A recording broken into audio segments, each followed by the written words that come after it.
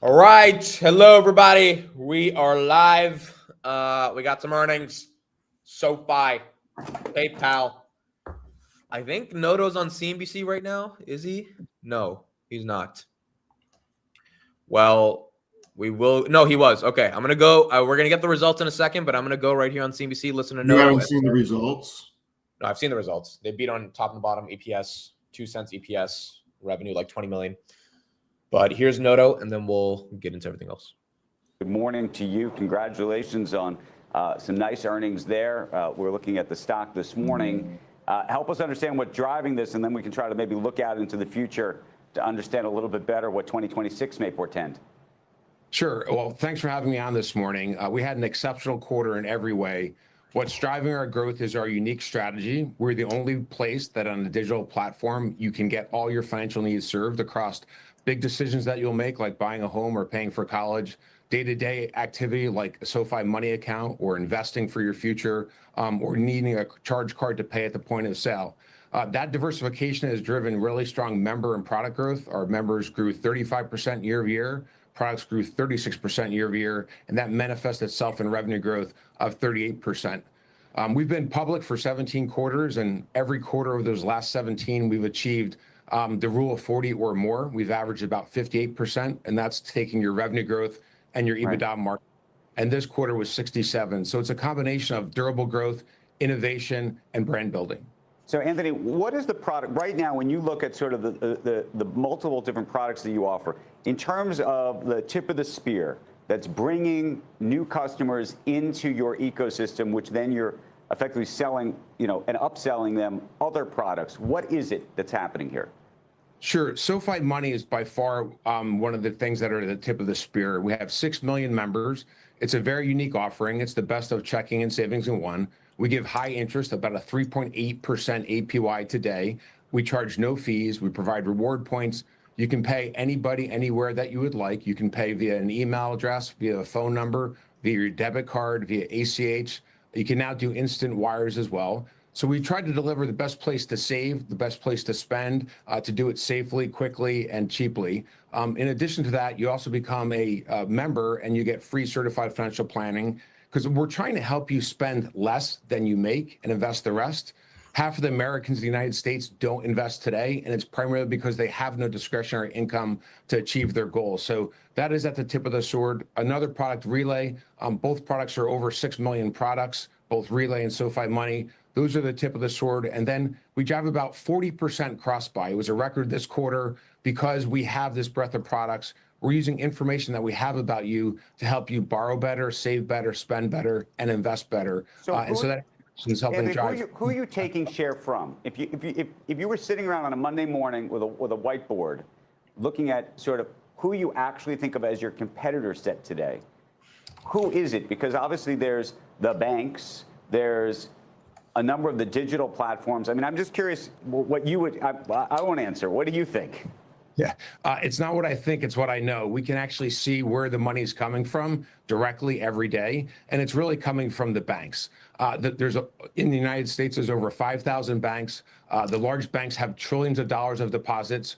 We're at about $33 billion of deposits today. We added a record of $3 billion of deposits. And those deposits are coming from the big banks, the largest banks in our country. And that's on the SoFi Money product, which, as I mentioned, is the tip of the sword. In Invest, we're really actually creating new investors as well as novice investors and helping them get up the learning curve. Within student loan refinancing, we really don't compete against anyone because it's a product that's not really offered by big financial institutions. I would say in mortgage, the big banks do not offer mortgage to everyday Main Street customers. And so in each product category, the competitor is different, but overall, it's the big banks. Right. Okay, I don't know if you saw the news this morning, and I don't know how early you've been up because I imagine you're on the West Coast. But PayPal and OpenAI just announced a partnership where you're going to actually be able to effectively pay for things using PayPal inside of ChatGPT going forward. And to me, this has huge implications for the entire sort of financial community, because there's a question of both of the opportunity set to effectively partner with some of these large language models and chatbots, but there's also the possibility of remarkable amounts of disruption that could ultimately take place. How are you thinking about that? Sure. There are two technology super cycles happening at the same time. both of which that impact the fintech sector and SoFi specifically. One is AI and the other is blockchain. We launched this quarter SoFi Pay, and you can now send dollars from the United States through a level 2 blockchain via SoFi to someone in Mexico and have it convert into the local fiat there in pesos. We'll roll that out throughout the entire world, and then we'll take the SoFi Pay app, which will allow you to pay not just via blockchain and stablecoin, which SoFi will issue, but allow you to pay any other way that you would like to. So it's a universal payment capability. So we're going to put the SoFi app in these foreign countries to allow international payments to be made. What I'd say about these press releases with ChatGPT and others is we're launching products. We're not putting out press releases. There was one yesterday about a stablecoin with a big bank. Let's watch what people actually launch and the impact that they're having. The reaction that we got from U.S. Consumers and our members from launching international remittance, cheaper, faster, and safer than the current mechanisms, was really positive. And so you'll continue to see us innovate behind both AI and blockchain. One thing that we didn't talk about is that we will be the first national bank in the United States to launch buy, sell, and hold crypto on our platform. First national bank to offer that by the end of the year. We'll launch a stablecoin in Q1, which will help us really drive faster, cheaper, and safer payments as well. Anthony Noto taking the gloves off early at PayPal and OpenAI. We appreciate it. It's great to see you and look forward to hopefully seeing you in person soon. All right. These are the results on the top line for those that haven't seen it. You got a 22% EPS beat, 6% revenue beat, 950,000 members, 76% financial services growth. And I mean, it's a pretty damn good quarter. Steve, what are your thoughts as you're seeing this? They crushed it. I mean, triple beat, just like I said. They absolutely crushed it. I mean, there's not a bad, and look, I didn't read through the entire deck. On the surface, there is nothing to be mad at. I'm sure I'll nitpick and find something, but you can't be mad at these numbers. And they grew, 905,000 new members? They're very close to getting 1 million a quarter. 950. So they're. Was it 950? Did I read it wrong? It is. I thought Oh, sorry, you're right. 905,000. My bad. Yeah. I'm also not awake, so.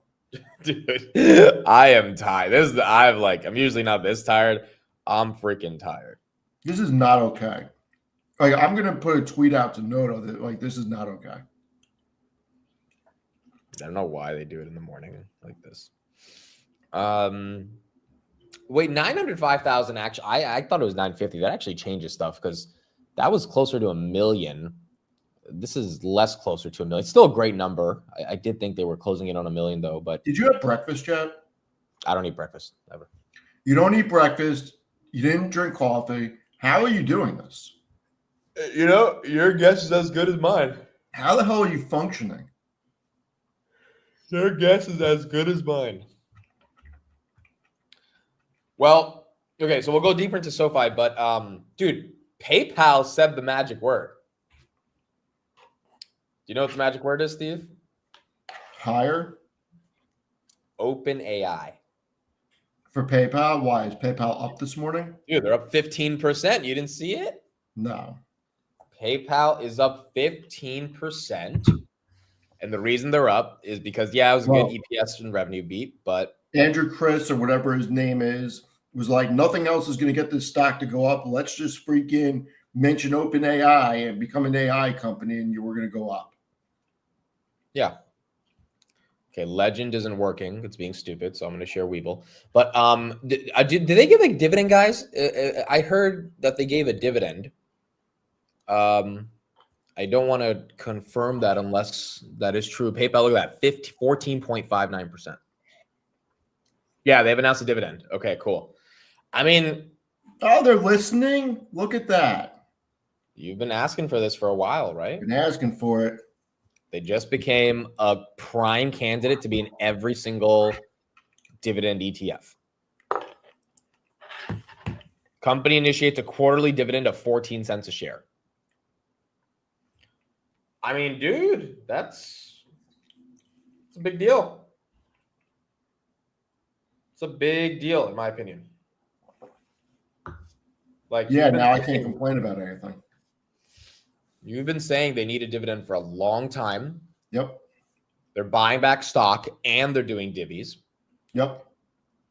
And then they announced an OpenAI partnership. They're going to be like an integrated payments partner inside of ChatGPT. I mean, you put all three of those together. Revenues beat by 7%, or revenues up 7% year over year. They beat by 12% on EPS, beat by 2% on revenue. I mean, we all knew the stock was undervalued, so it just needed a little bit of a bolt, and the dividend and OpenAI partnership was enough, it seems, to make a move. So where does SoFi go from here is the question. Is this good enough to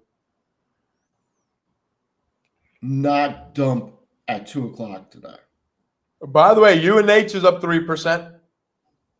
We'll look at their earnings as well in a second, but UNH is up. Yeah, I don't know. I mean, the stock reaction is pretty muted. I mean, muted in the sense of it was at this level last night, so no one. By the way, before we really get into this, hold on. Shohei Ohtani steals the show in record-breaking 18-inning World Series Classic. I couldn't stay up at like 12:15.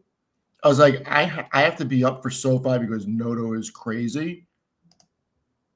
This guy's the best player that ever lived. That's all I'm going to say. The Dodgers won, right?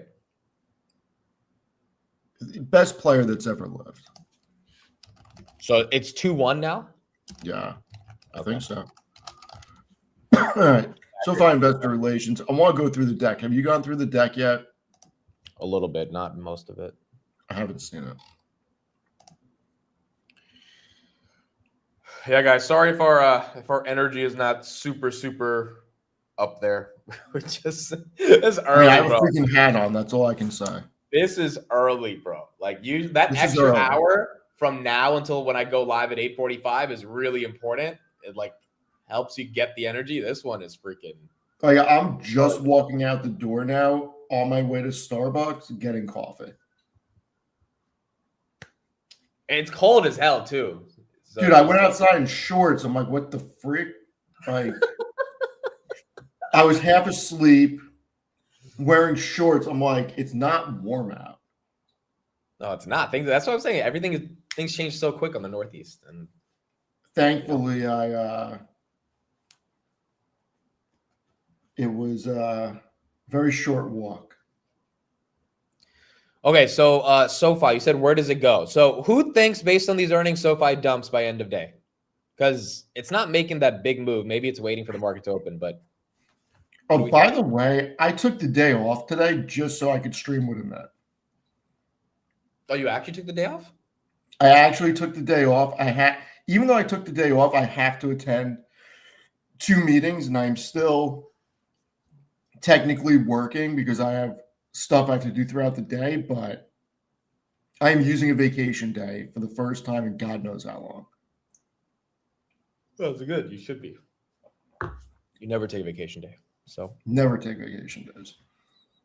All right. Added a record 900,000 new members, 1.4 million new products.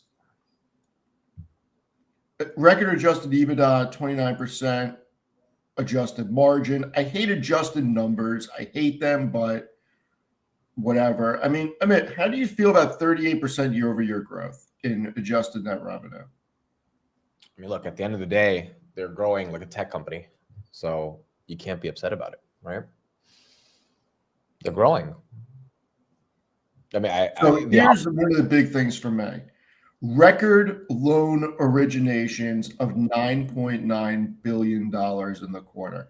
I need to look more into that when I get through the deck, but I mean, that's huge.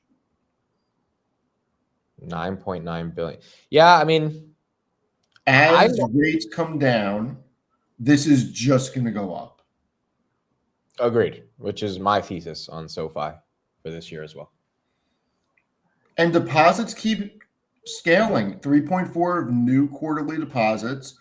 We're at 33 billion.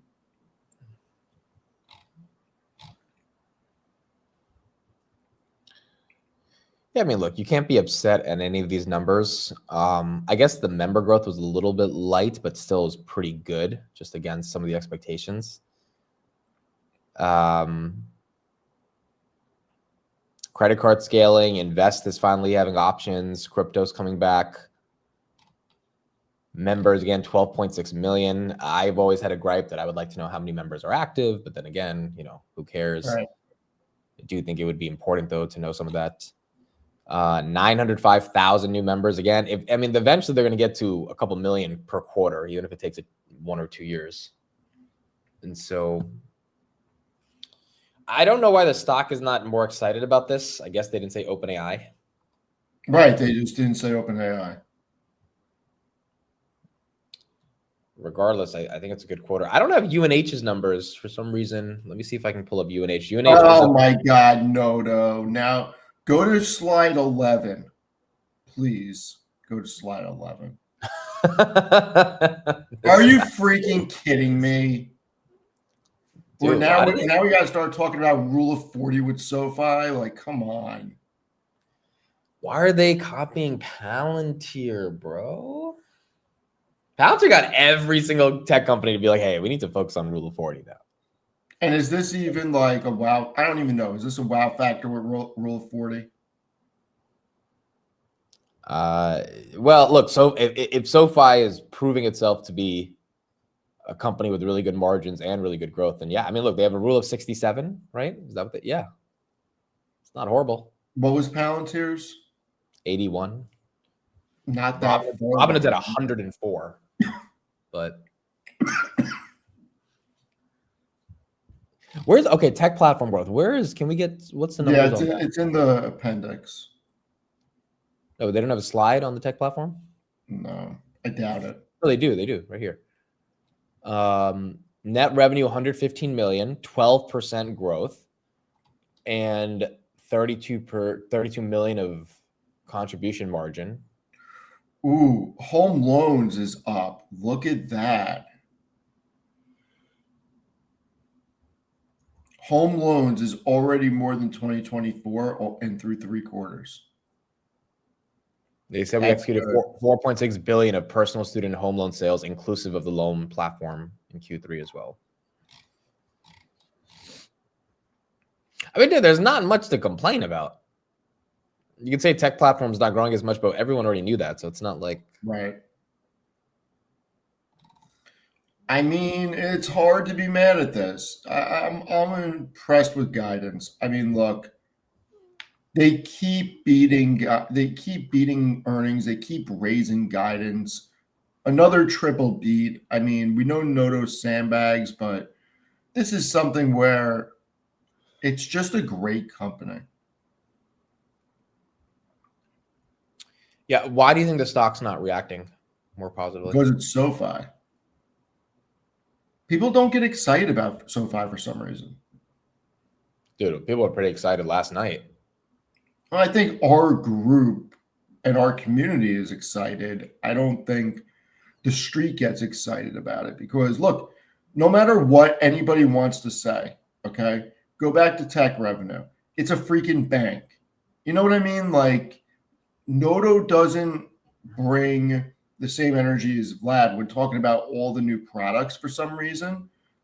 I want to hear the earnings call. I want to hear what he says on CNBC later when he goes on Tech Check or Kramer or whatever he goes on. But Vlad has a way and Vlad has an aura about him when he is discussing things. And I feel like he just goes into different verticals that SoFi is not going to go into. And look, when it comes down to it, this reads as the earnings of a bank. Now, it may be a hyper-growth bank, but where's most of their revenue coming from? No, I get it. From lending. It makes sense. I think it is fair to say it also ran up before the earnings. I mean, I guess 25 to 30 was the run. So do me a favor. Bring up Stay Stoic, Be Stoic from 750. Like, I'm not saying I want him to pump the stock by any means because I don't. To me, if SoFi is at 30 or at 40, it doesn't change my life. I absolutely do not want him to pump the stock. I am just saying there is an interpretation when Vlad talks at a conference or when SoFi talks or Noto talks on a conference. It's interpreted differently. That's all I'm saying. It's interpreted differently, and people get excited about Robinhood because Robinhood is looked at as a tech-forward company, whereas SoFi, by a lot of people, is looked at as a bank. And when you look at SoFi's numbers, the majority of their profitability and the majority of their revenue is from lending and financials, which are traditional bank segments. That's all I'm saying. I mean, is there anything incorrect with what I just said, Amit? No, not at all. I mean, look, at the end of the day, a lot of retail is excited about it, including both of us. But, I guess the run from 25 to 30 wasn't enough. Also, again, it's up 170% or 150%. Right. No one can be upset if it's not pumping another 10%, so it's like, it's whatever. I mean, the only good thing about this is if you don't get a pump today or tomorrow, you can start writing. I mean, not gonna say you, but I could probably start writing cover calls on it. I mean, I have 1,000 shares. I'd probably start writing calls as well. The premiums aren't good, but at least there's something, and it's a good quality company that you're getting to hold, so I don't think it's that big of a deal. But the stock did make a big move this year, and so at 9:30, we're going to see if the market actually wants to give it a premium. UNH is up 3.72%, folks. We do have some good beats on UNH. I was supposed to keep something quiet, but I'm not going to. Do me a favor. Look at the board of QXO. Did you hear Chris and I last night? No, I did not hear you guys. Oh boy. This is going to get you really interested. Oh, I see it. I see. I know exactly. I know exactly. Well, we found out Chris brought it up last night. He couldn't believe it. I didn't know because I gave Chris my 2-minute spiel on it after I did a ton of research this weekend and wrote an article. So he's like really gung ho now. All right, it's worth diving into. Yeah, UNH guidance of 16.25. That's better than expected. That was good. EPS 292, which was 11 cents better than expected. Revenue 113.16, also exceeding the estimate of 113.06. So UNH beat on the top and the bottom, which is helping. UPS, I believe, also beat expectations. Yeah, EPS 174 versus 130, revenue 21.4 versus 20. UPS, is that up in the pre-markets? That is, wow, UPS is up 10%, bro. I stopped following them. I haven't looked at them in a while. I just think it's good to see a lot of these companies beat on top and bottom because it's indicative of a healthier market. So UPS, SoFi, PayPal, Wayfair beat by 59%. My goodness. 70 cents versus 44 cents expected. And then 3.17 versus 3.01 billion. Wayfair stock is up 10%. I mean, and then Royal Caribbean, they missed by 1% on revenue, beat by 1% on EPS, 575 versus 568, 5.13 versus 5.17 billion in revenue. RCL, that stock is down 7. Damn, they missed by 1% on revenue, and they fell 7%. Outside of that, companies are crushing. Yeah, UPS beating was a great sign going into Christmas as well, as demand for deliveries is coming back as at a higher level. For those that own PayPal in the chat, I mean, what are your thoughts here? It looks like this OpenAI partnership is actually kind of important. It's going to revitalize the company. Starting next year, PayPal users will be able to shop and check out directly in ChatGPT using merchants can list and sell their inventory there. PayPal will handle routing, validation, buyer protection, tracking, and dispute resolution for AI-powered commerce. That is actually something, if ChatGPT really wants to make shopping a thing, that can significantly increase PayPal's transaction volumes. Now, again, I'm not sure how many people are going to be buying on ChatGPT, but if there's, any level of significant amount, that's going to be important. Yeah, Sachin, let us know your thoughts. Sachin, for anyone who was live on my channel yesterday, Sachin texted me at like 10 a.m. and he told me he's buying a shit ton of leaps on PayPal for January 2028 110 strike. In Sachin we trust. That was a good idea. Yeah, that turned out to be a great freaking idea. Well, that was a good idea. Not too bad. I mean, look, if they didn't have the OpenAI partnership, I do think the stock might not be as, because like what else is there to get excited for? I mean, the EPS beat was decent. Revenue beat is 7% year over year. It's fine. Dividend is cool. That's important. But this OpenAI thing it's a narrative that can finally get people to be like, okay, I can see them, in a different light. This is going to be interesting. Amazon first announced yesterday they were cutting 30,000 jobs, and now they just made another announcement of 14,000 jobs.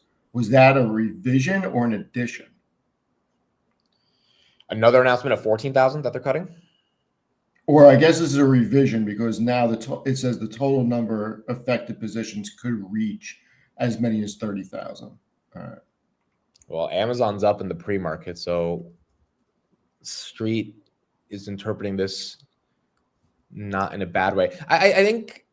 Oh yeah, you're right. 14,000. It looks like they brought it down from. They said by at least 14,000. So maybe it's not 30,000, but it's. You want to know what's crazy?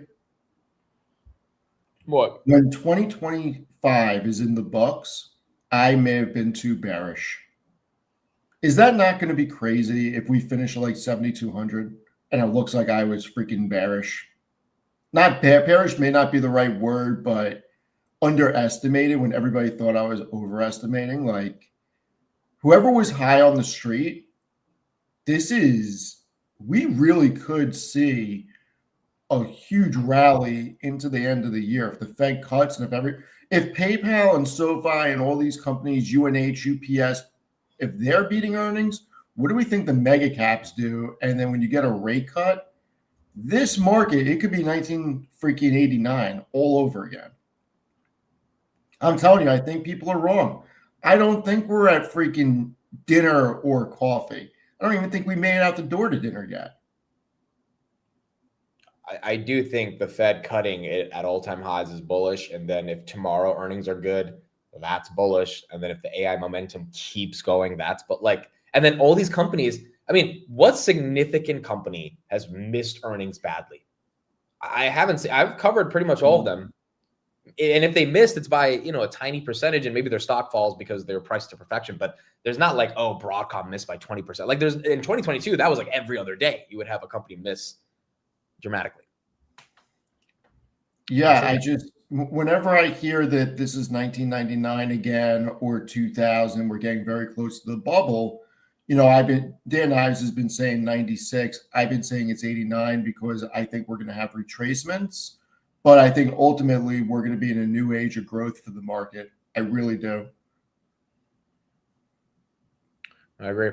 All right, so we got the SoFi call in a minute. We're going to turn over to Noto in a second. At least I have coffee. I mean, you can go get. Oh, where'd you get the Starbucks from? I told you I went outside in shorts and it was freezing out. Oh, I thought you said like yesterday you did that. This morning I didn't go outside for my health. Went outside to get coffee. Bro, you didn't get me any coffee. That would have been a really good magic trick if I could have got you coffee for the stream. I mean, what do you mean magic? All you have to do is drive over and hand me some. I guess if I thought about it, I could have freaking Uber Eats it to your house and had it show up on your doorstep. Could have. You really didn't. Problem is I've never used Uber Eats. And I got to say, one of my coworkers, she's freaking awesome.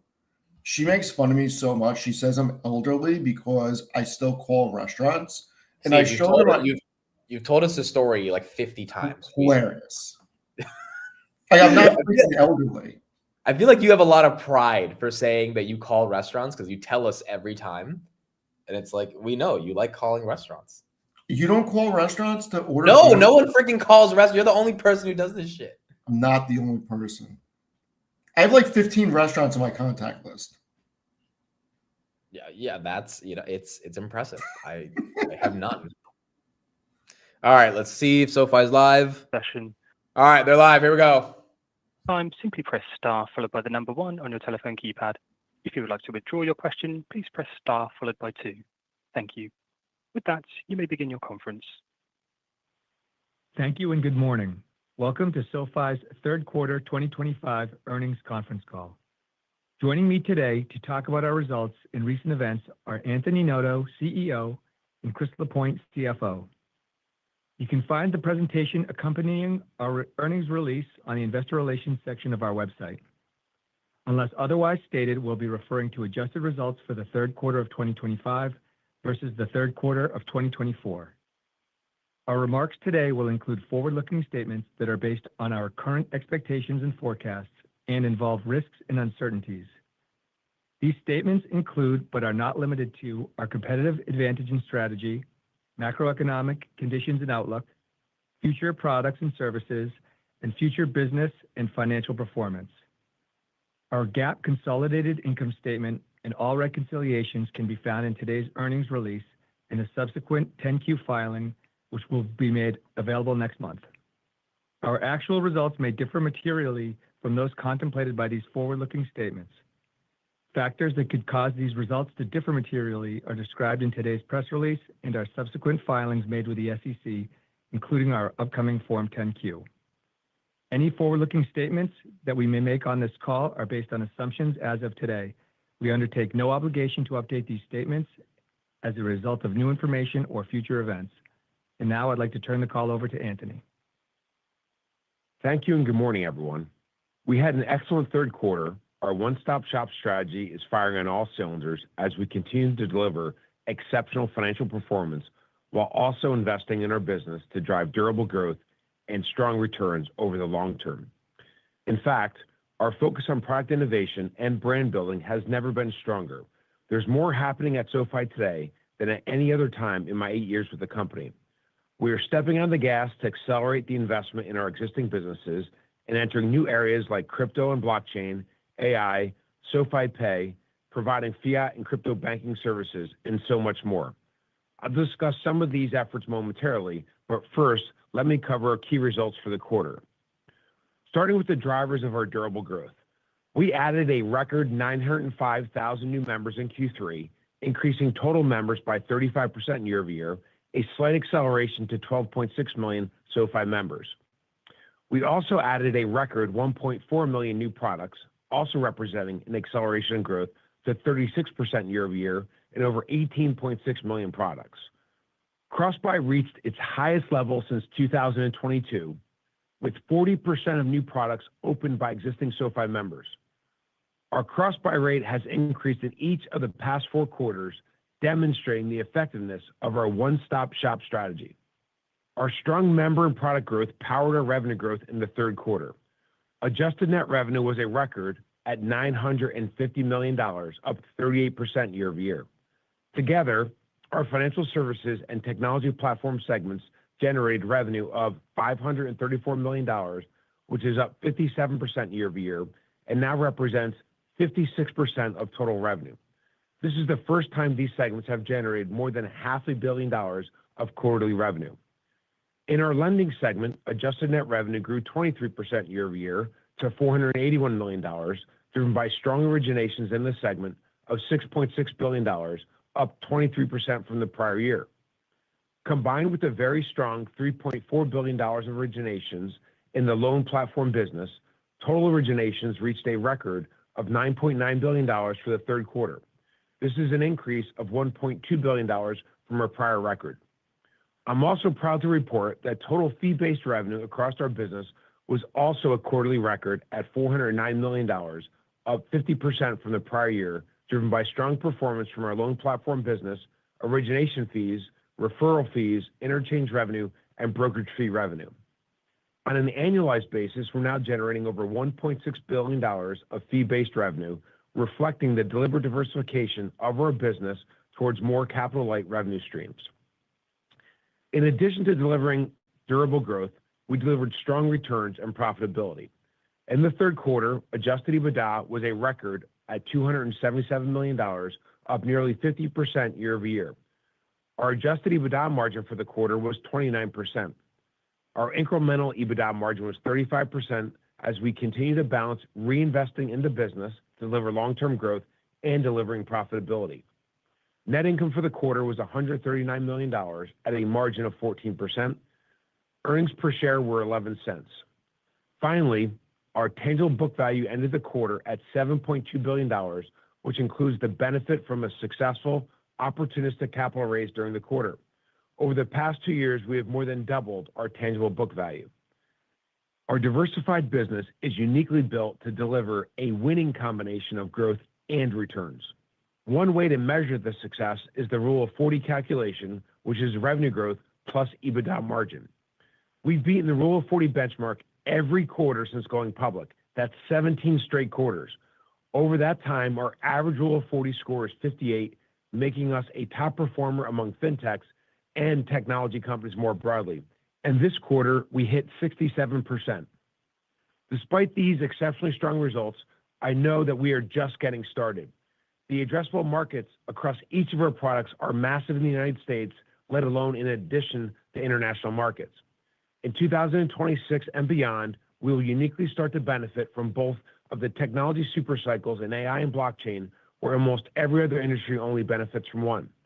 And with nearly 13 million members, the unmatched capabilities of our technology, and the business scale of $3.8 billion in annualized revenue and a $45 billion balance sheet, we have a rock-solid foundation to build on. Given these dynamics, I've never been more optimistic about our prospects than I am today. This is why we are further accelerating our level of investment to make our existing products even better by providing the best speed, selection, and experience, to build new products to help our members get their money right, and to further strengthen our trusted brand name. Our investments will power our durable growth and drive stronger returns as we continue to scale. Let me now spend a moment discussing our brand-building efforts, which are key to driving new members to SoFi and create a halo effect across our entire offering. During the third quarter, we launched an exciting new partnership with the NFL's most valuable player, Josh Allen, to promote the most valuable product in financial services, SoFi Plus. Our partnership with Josh is resonating with NFL fans, driving a 35% increase in unaided brand awareness among that target audience.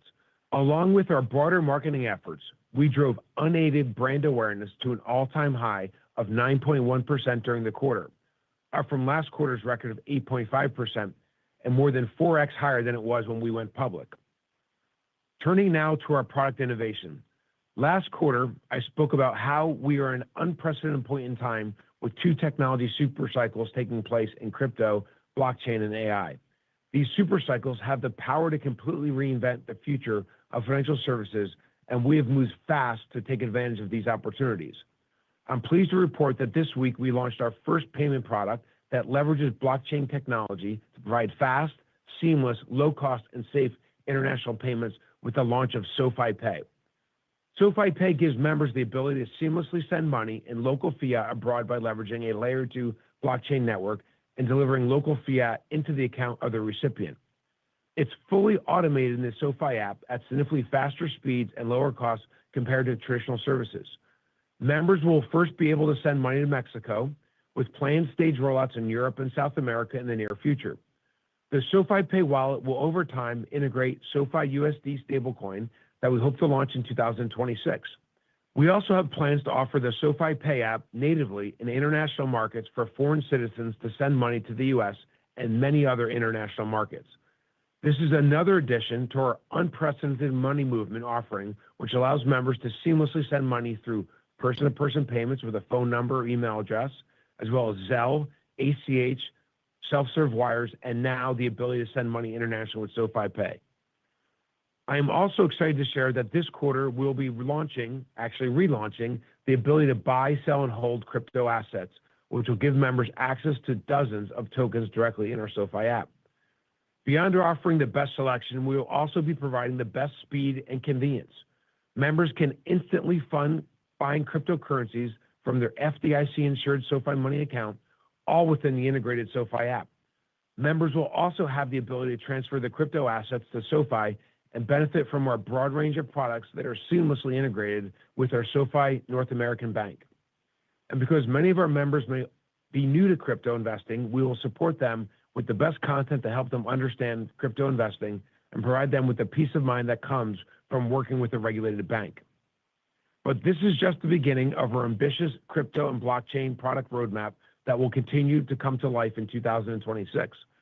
I could not be more excited about the product roadmap and the multitude of use cases we have for our planned stablecoin, SoFi USD, and our ability to differentiate a stablecoin like no other company, given our unique bank license, technology capabilities, portfolio products, and technology platform services. Turning now to the other supercycle, AI. We continue to test and implement a number of AI applications across our business. Behind the scenes, AI technology has been key to streamlining our operations to better serve our members. This has included using AI to promote higher quality engagement and giving our frontline member service team AI-driven tools to more quickly identify and resolve member issues. AI is also now being used to directly support members. Our AI support chat is helping members resolve questions in an efficient way, driving a noticeable impact on member satisfaction. It's currently integrated with our money and card products and will be rolled out across the entire SoFi platform this quarter. We've also launched the AI-driven Cash Coach to qualifying members. Here's how it works. From the home screen, members see a button saying Cash to Optimize.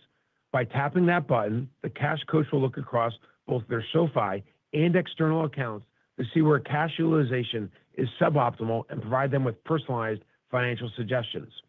For example, if a member is earning just 2 lousy basis points of interest on deposits with a big bank, it may suggest moving that cash to a SoFi account earning 3.8%, paying down a big bank credit card balance from a big bank that has a 25% interest rate. Cash Coach is just the beginning. Next year, we will launch a more comprehensive SoFi Coach that incorporates insights across all areas of financial activity, not just cash, which will be able to help members understand how to spend less than they make and invest the rest by breaking down what they must do, what they should do, and what they can do every day across their entire financial lives. For example, they could ask the SoFi Coach questions like, how has my credit score changed? How can I reduce my cost of debt? How much do I spend on subscriptions? How diversified is my portfolio? How is my investing compared to others my age? Over time, SoFi Coach will be able to do even more, like provide investment and lending options to choose from, help set up and track goals, and simplify processes like canceling subscriptions and optimizing reward points. We are so excited about how this AI-driven tool will help engage members and help them spend less than they make so they can invest the rest. Ultimately, SoFi Coach will supercharge our financial services productivity loop and lead to a deeper relationship that drives a higher lifetime value. Turning now to product innovation within our segments, starting with the financial services segment and the loan platform business. LPB has been a game changer for SoFi, diversifying our lending activity in a capital-light, low-risk way. It's a prime example of how we can leverage our unique tech, customer acquisition, and operations capabilities to build a differentiated platform at scale. During the third quarter, we originated $3.4 billion of loans through our loan platform business, an increase of over $900 million from just last quarter. On an annualized basis, after just 1 year, this business is now running at a pace of over $13 billion of originations and $660 million of high-margin, high-return fee-based revenue. Importantly, we continue to increase the loan platform business near-term volume that is outside of our traditional credit box, effectively monetizing more of the roughly $100 billion of loan applications that we were not able to meet each year. Looking ahead, the opportunity for this business remains significant, and demand from our partners continues to increase. Recently, as some concerns have emerged within the private credit markets, we've actually seen our LPB partners lean in to do more with SoFi, not less, reflecting a flight to quality and durability through interest rate and economic cycles. We have worked hard over the last 8 years to develop unique skills in underwriting, marketing, pricing, insights, and data, and as such, we are benefiting from this flight to quality. Turning to invest. Earlier this month, we launched Level 1 Options, which has been consistently a requested feature by our members. Options are another way we are providing access to our members that they otherwise wouldn't have so they can build portfolios that align with their financial goals. As part of this rollout, we also provide educational resources explaining how options work, the risks involved, and how to integrate them responsibly into a diversified investment strategy. Beyond options, we're also expanding our unmatched selection in the third quarter by providing access to IPOs like StubHub, Klarna, and Figma, and by launching the SoFi Agentic AI ETF. During the quarter, we also improved our features to make our invest products more intuitive and engaging.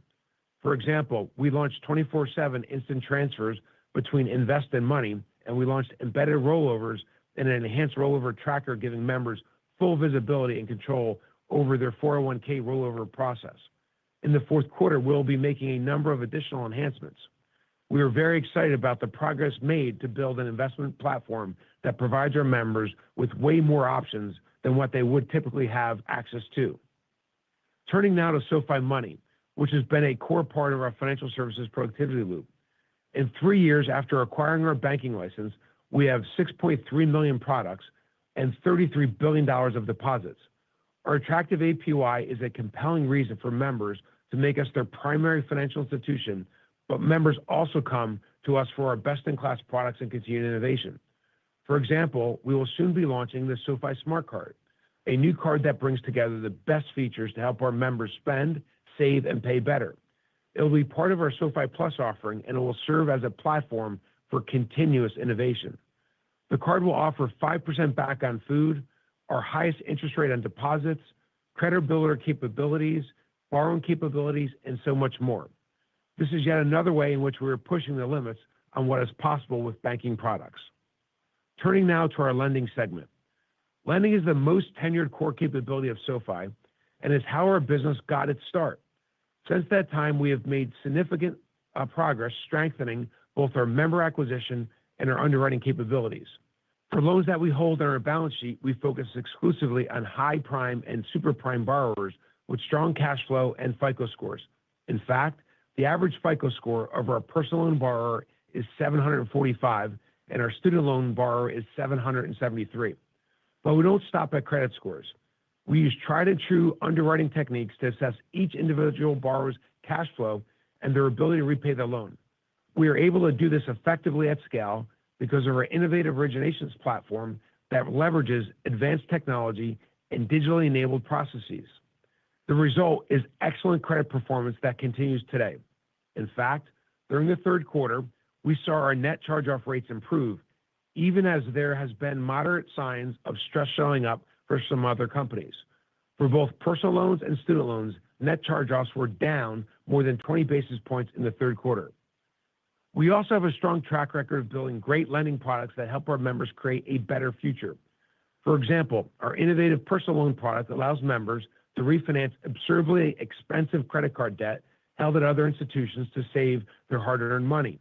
No longer will overachievers be suckered into chasing rewards only to realize they are paying over 20% interest on unpaid principal balances while earning essentially no interest on that same bank's deposit account. We've recently made this product even more attractive to our members by rolling out an interest-only period to raise awareness of the personal loan product and help ease the transition from making credit card payments to making personal loan payments.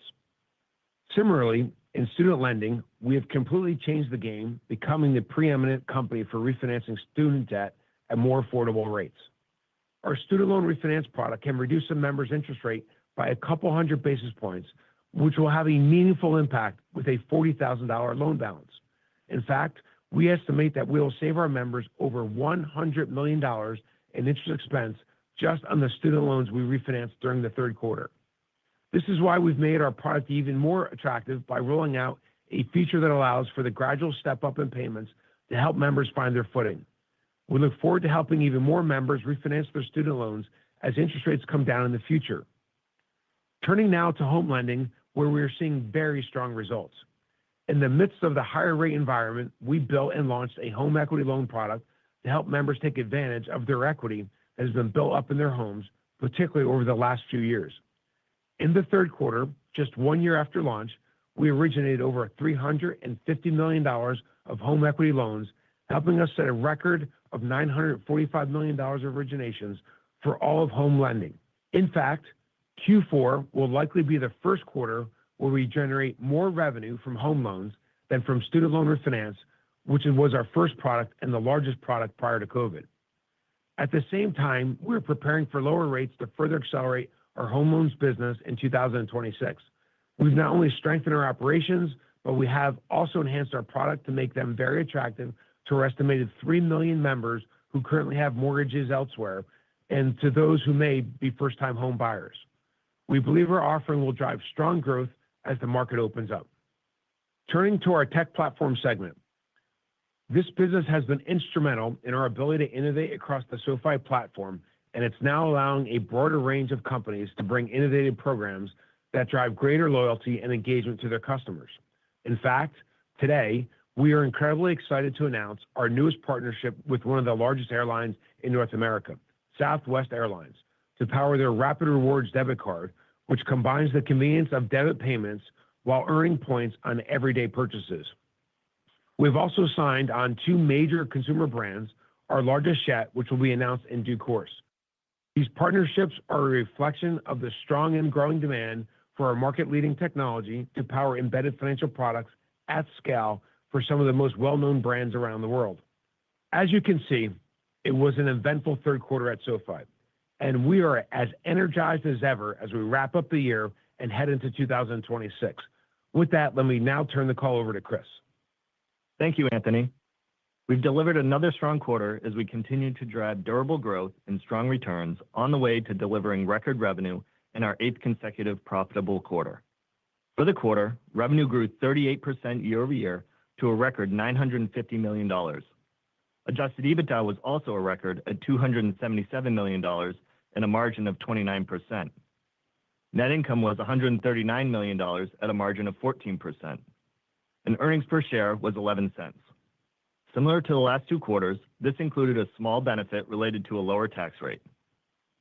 An important driver of our growth was the increased contribution from capital-light non-lending as well as fee-based revenue sources.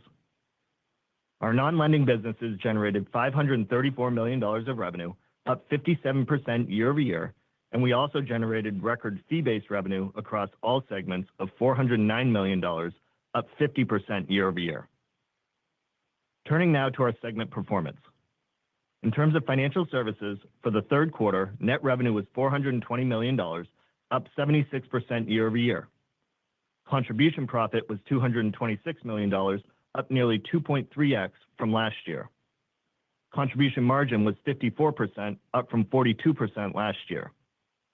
Net interest income for this segment was $204 million, up 32% year-over-year, which was primarily driven by growth in member deposits. Non-interest income grew nearly 2.6x to $216 million for the quarter, which equates to over $860 million in high-quality fee-based income on an annualized basis. Importantly, improved monetization continues its strong contribution to revenue growth.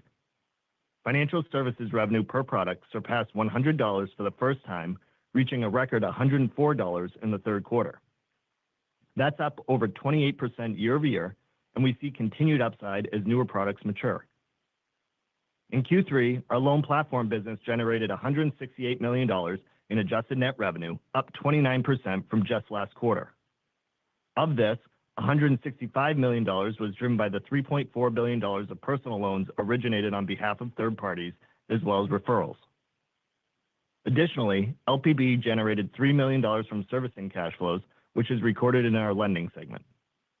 The growth opportunity for this business continues to be very strong. Beyond our LPB revenue, we continue to see healthy growth in interchange, up 55% year-over-year, driven by close to $20 billion in total annualized spend in the quarter across money and credit card. Shifting to our tech platform. For the third quarter, we delivered net revenue of $115 million, up 12% year-over-year. Contribution profit was $32 million at a contribution margin of 28%. Revenue growth was driven by continued monetization of existing clients, along with new deals signed in new client segments. Turning now to our lending segment. For the third quarter, adjusted net revenue was $481 million, up 23% from the same period last year. Contribution profit was $262 million, with a 54% contribution margin. These strong results were primarily driven by growth in net interest income, which increased 35% year over year to $428 million.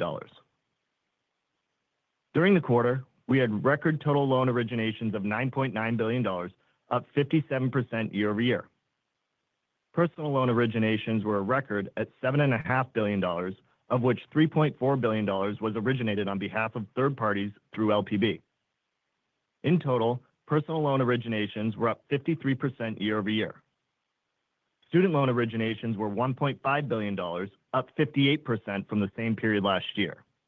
And home loan originations were a record $945 million, a year-over-year increase of nearly 2x. Capital markets activity was very strong in the third quarter. We sold and transferred through our loan platform business a record $4.6 billion of personal, home, and student loans. In terms of personal loans, we closed $175 million of sales in whole loan form at a blended execution of 106.4%. All deals had similar structures to other recent personal loan sales, with cash proceeds at or near par, and the majority of the premium consisting of contractual servicing fees that are capitalized. These sales included a small loss share provision that is above our base assumption of losses and immaterial relative to the exposure we would have had otherwise if we held on to the loans.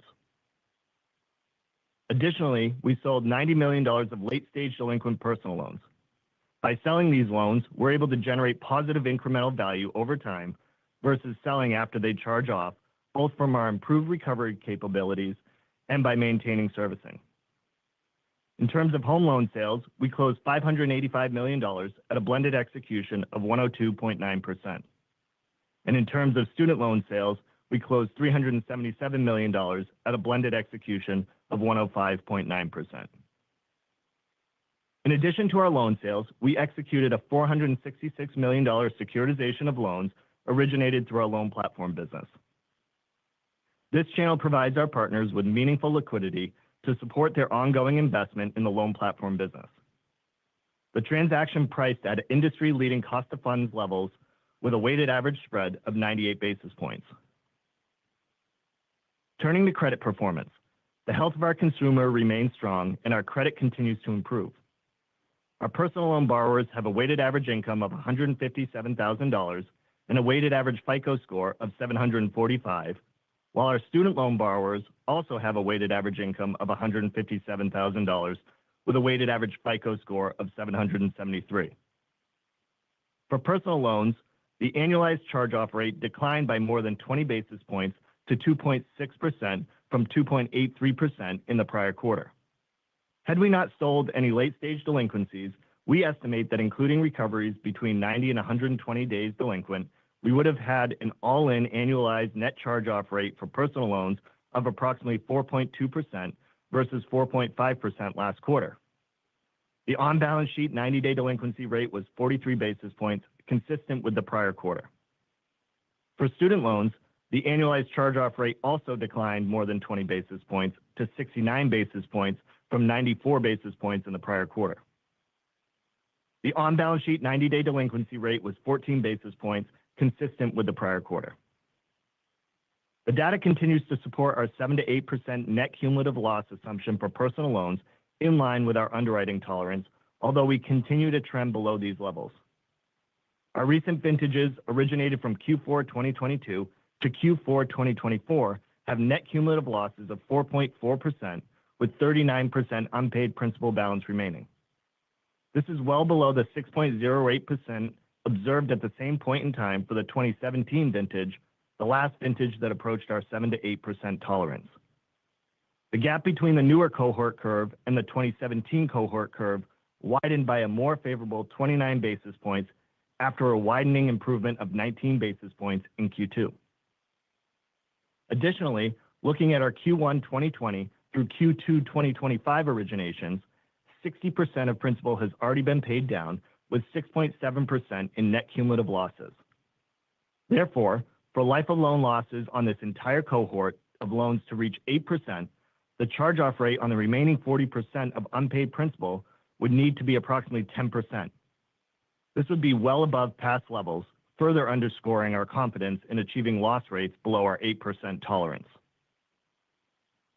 Turning to our fair value marks and key assumptions. As a reminder, we mark our loans at fair value each quarter, which considers a number of factors, including the weighted average coupon, the constant default rate, the conditional prepayment rate, and the discount rate, comprised of benchmark rates and spreads. At the end of the third quarter, our personal loans were marked at 105.7%, in line with the prior quarter.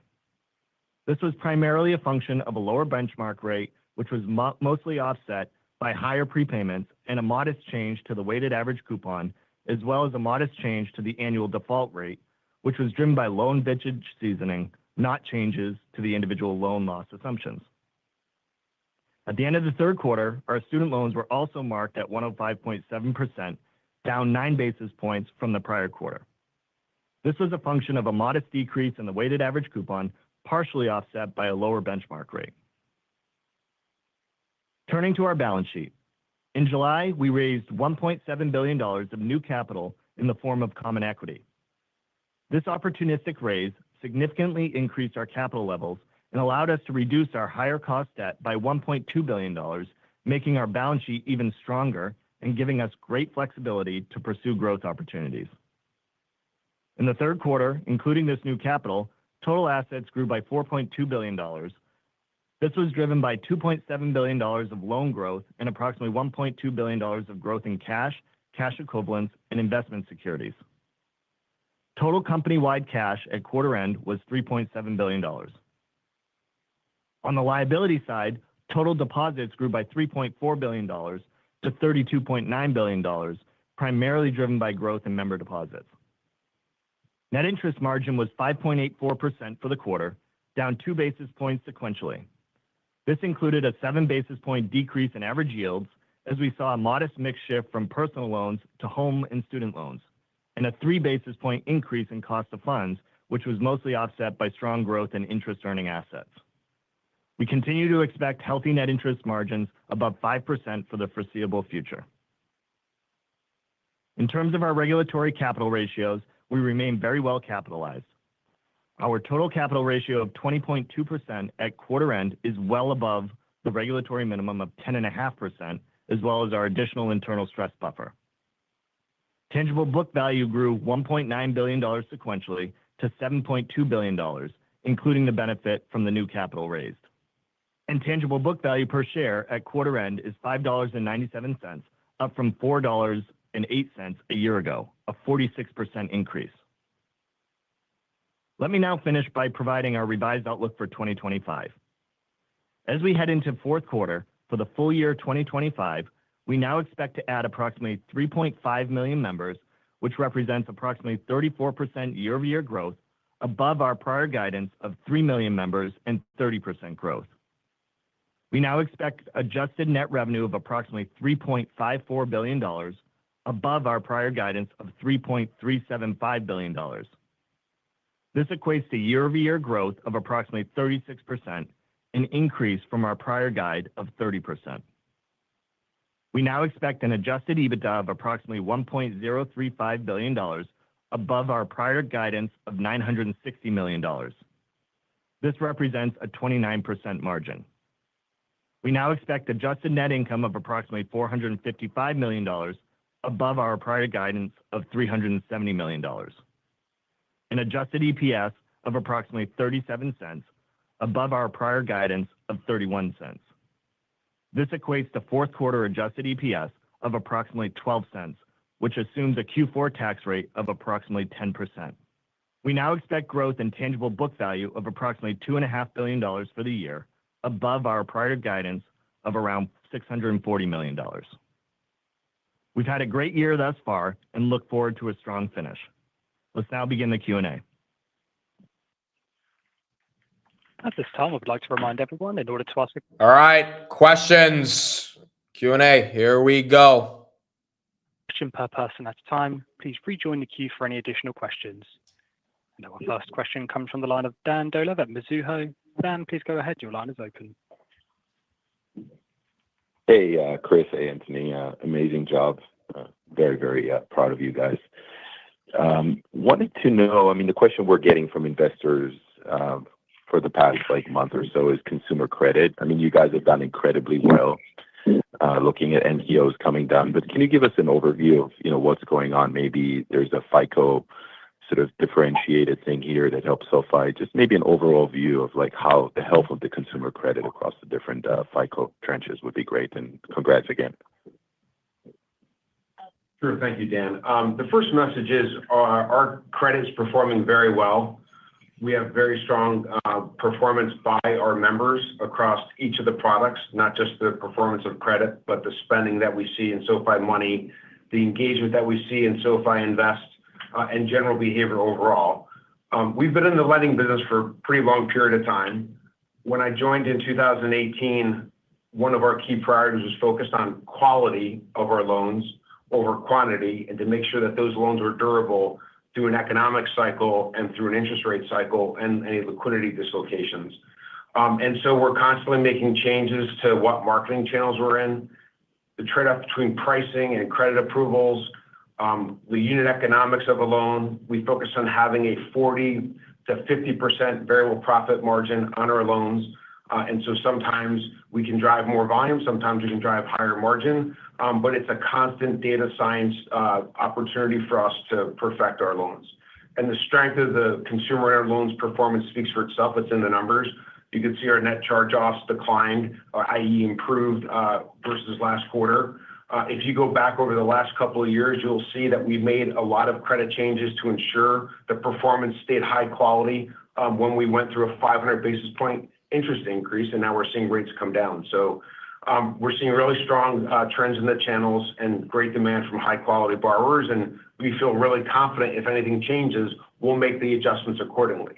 To remind everyone, we focus on a life loan loss between 7 and 8%, and all indications are that we're below that, as Chris has mentioned in the past.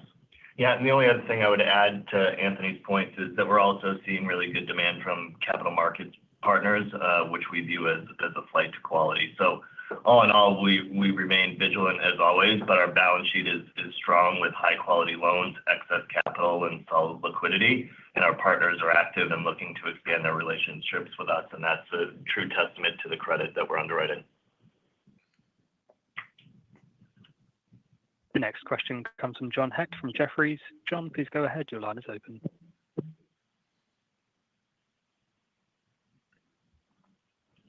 John, you may be on mute. John.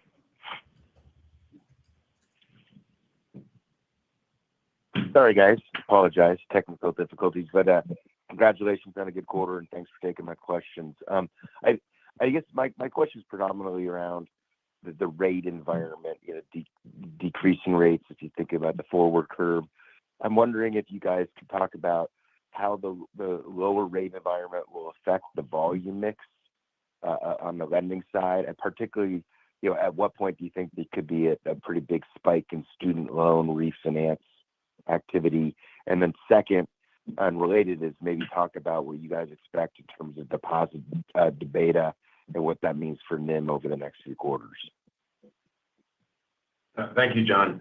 We've said this in the past. Our business is diverse, not because we woke up and said we should make our business diverse, but because of our strategy of being a one-stop shop.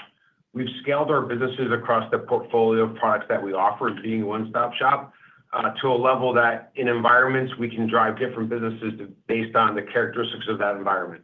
When rates were high, we took a specific strategy. As rates are coming down, we're taking an alternative strategy, and it's working. If rates stay exactly where they are, I think our business continues to operate incredibly well.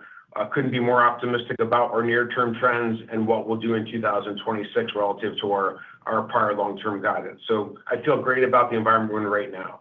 I do worry about things like credit. I do worry about things like heightened inflation. We look at asset flows, et cetera, et cetera. So it's not like we're not worried about things. We just feel really good about the positive things versus the things that could cause a problem. As rates come down, I think our business only gets better. If we stay with unemployment below 5 to 5.5%, and inflation's at 3%, I think we're in a really great environment. I'm not a student of believing inflation should be 2%. I think 3% is perfectly fine. I think when we have global stability, that will also be important. I think about things that could disrupt us as one, economic, i.e. unemployment, two, financial liquidity, rates are coming down, not going up, and then three is the macroeconomic factors that are out of our control and exogenous events. As rates go down, our student loan business will benefit meaningfully. Rates have been very high for the last 3 years. Federal student rates are high, and we can give them a significant savings on a $70,000 balance. So we'll benefit from lower rates in student loan refinancing for sure. The home equity market, the home loan market, the real estate market more broadly will benefit from lower rates, both in refinancing as well as purchase. As it relates to refinancing, less than 5% of our members that have mortgages have them with us. So if you take everyone that's on our platform that's using SoFi and you look at the number of those people that have home loans or mortgages, only 5% of those with mortgages are with us. It's a huge opportunity for us to market a lower cost of a mortgage to them. And we have the technology to know where their rates are, to deliver personalized messages to them. And we've built the back end and operational capabilities to deliver a reliable mortgage in a specific period of time. So we feel really great about that. As it relates to SoFi Money, I've said this in the past, I'll say it again, it's starting to show itself now. In a high rate environment, non-banks can compete with us on interest rate. Many choose not to because they're trying to make more money with NIM, but it's easy when rates are high, when Fed funds are high. When Fed funds is low, it's going to be really hard for non-bank and non-lending companies to compete with us. Our competitive advantage will come through and show the world that we have the highest lifetime value and a broad-based portfolio of products allows us to give a superior yield when others are struggling to provide that yield because of the fact that we have both lending and we're an insured deposit institution and we have a broad-based membership that we can market to efficiently for cross-buy. In the most recent quarter, 40% of our product growth came from cross-buy. That's with our members growing 35%. Chris, would you add anything? Yeah, the only other thing I would add, John, to your comments on deposit betas and NIM over the next few quarters. We've been really successful in maintaining healthy NIM margins. This past quarter, we were at 5.84%. Maintaining these strong margins has been a function of the loan pricing betas that we have, as well as obviously our cost of funds. What we've demonstrated on the loan pricing betas front is in rising rate environments, we've been able to outpace rates and maintain really strong pricing. In down rate environments, we've been able to maintain solid pricing above where rates have gone. And then from an asset yield perspective, we've been able to maintain strong asset yields and reduce our overall cost of deposits, all while maintaining healthy growth in member deposits last quarter. Historically, we've been at about a 65 to 70% deposit beta. We would expect that to continue going forward. The next question comes from Kyle Joseph from Stephens. Kyle, please go ahead. Your line is open. Hey, good morning, guys. Thanks for taking my question. Just wanted to get your thoughts on the competitive environment. Obviously, we saw your guidance for membership growth go up, which is obviously a positive. You know, is that a function of just kind of internal marketing efforts and brand awareness, or can we step back and think about things potentially getting less competitive out there? I think you talked about capital providers and the flight to quality you're seeing. So just want to get your commentary there. It's a function of many factors. First, unaided brand awareness. Our goal is to drive unaided brand awareness higher. It provides productivity across our digital marketing capabilities and performance marketing. And so we talked about the 9.1% unaided brand awareness that we achieved in Q3. That we expect to continue into Q4. We have a number of new product launches that will also contribute, that will not just contribute directly because they're new products, but they'll also contribute indirectly and that they're raising awareness that we're a one-stop shop. Specifically, our goal is to launch buy, sell, and hold crypto by the end of the year. We'll continue to roll out SoFi Pay to other international markets. And so the second bucket is new products. And then the third, we have a pretty good understanding of what channels to market what products in and have a good read on customer acquisition costs by channel. And so we're just ensuring that we continue to add more marketing at an efficient rate, focused on profitability and growth. And it's our confidence in being able to do that in a bigger way in Q4 than we did in Q3, in addition to the new product launches that we'll have. and the benefit from unaided brand awareness. So that's driving our confidence. I will tell you our goal is to continue to move along a linear curve to make sure that we're not falling off that efficient frontier of marketing and brand awareness and spending. But there's a lot of upside from spending at efficient rates if we chose to grow even faster. The next question comes from Andrew Jeffrey at William Blair. Andrew, please go ahead. Your line is open. Thank you. Appreciate you taking the question this morning. Anthony, as you see faster growth in the non-personal loans business, which I think is really encouraging from a diversification standpoint, does that change your thought on how you fund that growth on balance sheet, deposit driven versus the loan platform business? And are there opportunities in the loan platform business for non-personal loans? Just trying to think about what the funding mix looks like as the origination mix shifts a little bit. Sure. There are definitely opportunities in the loan platform business from non-personal loans, and Chris and the capital markets team is working on that. Funding off of deposits is definitely a element that drives our durability and our confidence in lending.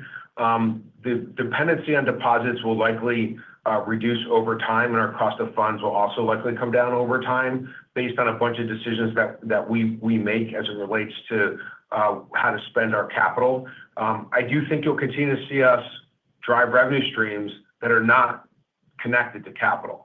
56% of our revenue is now coming from our tech platform and financial services business.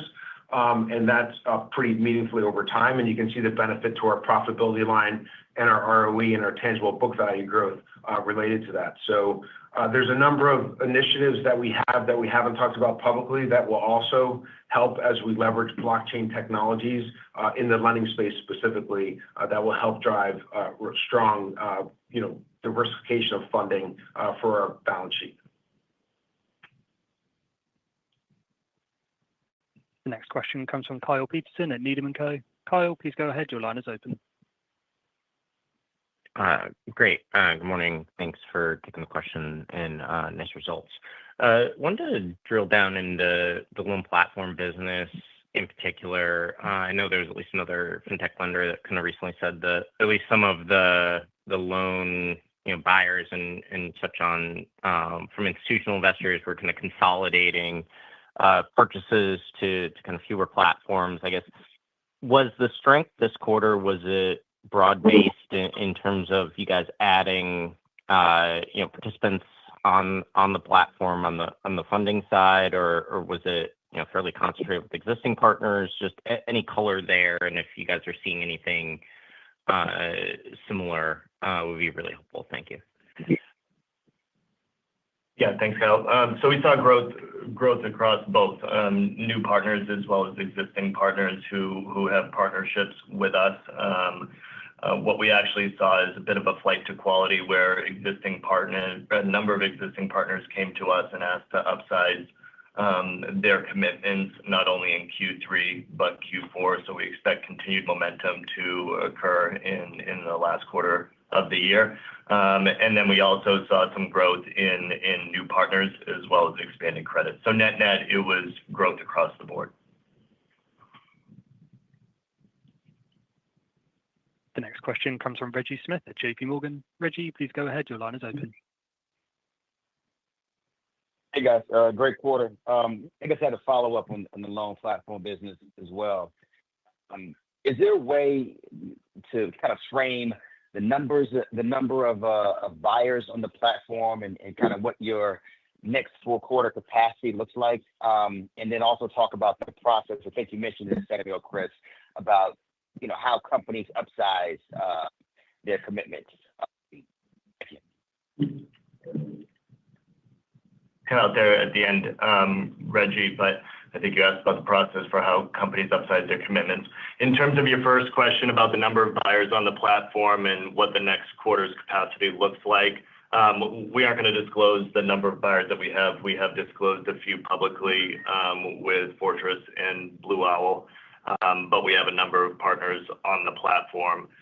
What capacity looks like next quarter, we did $3.4 billion of originations on behalf of others this past quarter in Q3. We expect that to continue to grow heading into Q4. In terms of how companies upsize their commitments, they typically come to us intra-quarter if they have excess capacity or demand for incremental loans. And if we're able to fulfill by the end of the quarter, we'll do so. And the behavior we're seeing of consolidation down to higher quality, we're definitely, that you mentioned, we think we're benefiting from that based on the activity we've seen from those partners. The next question comes from Peter Christensen from Citigroup. Peter, please go ahead. Your line is open. Thank you. Good morning. Thanks for the question, and nice trends here for sure. Anthony, I was just wondering, can you remind us where we are in your investment cycle? Perhaps not just like the marketing or performance marketing, branding, those sorts of things, but maybe more so in capabilities. I know you're going to be onboarding some new clients on the tech platform pretty soon, and now building out crypto, whether that's partnered or native. Just if you could frame for us where we are in the investment cycle. Thank you. Yeah, I would like to invest a lot more than we're investing, but we're trying to balance both growth and being responsible for delivering profitability and good returns. We don't want to go after penniless growth. And so the gating factor that we've put on and talked about publicly is to have at least a 30% incremental EBITDA margin. And I say the word at least because if the business does well relative to expectations, it's hard to spend back in a quarter. We may accelerate some hiring, but that really doesn't impact the near-term quarter. It impacts the next quarter. And we've hired a lot more people in 2025 than we set out at the beginning of the year because we've been driving both strong top-line growth and really strong incremental profitability. I would love to spend every dollar we could down to that 30% incremental EBITDA margin. It's not always possible to do that. That 30% incremental EBITDA margin will be the standard until we see our growth drop below, call it 15%. I think as long as we're growing above that, we should invest in the business to make the top line as large as it can be. And then over time, we can slow down our spending and drive margin expansion. But we're definitely not in the mode of driving margin expansion unless we outperform compared to the 30% incremental EBITDA margin. The areas we're investing in is we'll continue to iterate on our existing products. We're focused every day on 5 things of our existing products: fast, selection, content, and convenience, and then make them better together. There's some products that are new that we'll increase the investment in, such as SoFi Plus. We're really pleased with the progress we've made there. There will be additional things that we add into SoFi Plus as it relates to value, one of which is the Smart Card. We think it's the best of any card. It'll have high rewards, 5% on food. It'll also have high interest or highest APY. In addition to that, you can also build your credit score, and you'll be able to use that relationship with us to potentially borrow both ahead of time and post-transactions. And that will be an evolving feature set after we launch that will continue based on how we learn our members want to use the product, but focusing on the smart things that they want and making it have the best of everything. We talked about Cash Coach on the call. There's a number of AI initiatives to help people spend less than they make and invest the rest. It is a unique formula that we can deliver on in addition to the investing piece. One of the things that's interesting about our buy, sell, and hold for crypto is that the way we'll launch this product is going to be pretty novel. Someone will open up a SoFi Money account if they don't have a SoFi Money account. They'll fund that SoFi Money account, and then all their purchases are drawn from that SoFi Money account. What's the benefit of that? Well, that SoFi Money account has FDIC insurance, and we've added additional insurance for our members if they opt in up to $2 million, not just $250,000. So someone can have an FDIC insured bank account where they keep their funds and seamlessly be able to buy cryptocurrency, and the money moves from one entity to the next seamlessly behind the scenes. A very efficient process that I think will be very differentiated and will be the first bank to offer buy, sell, and hold crypto.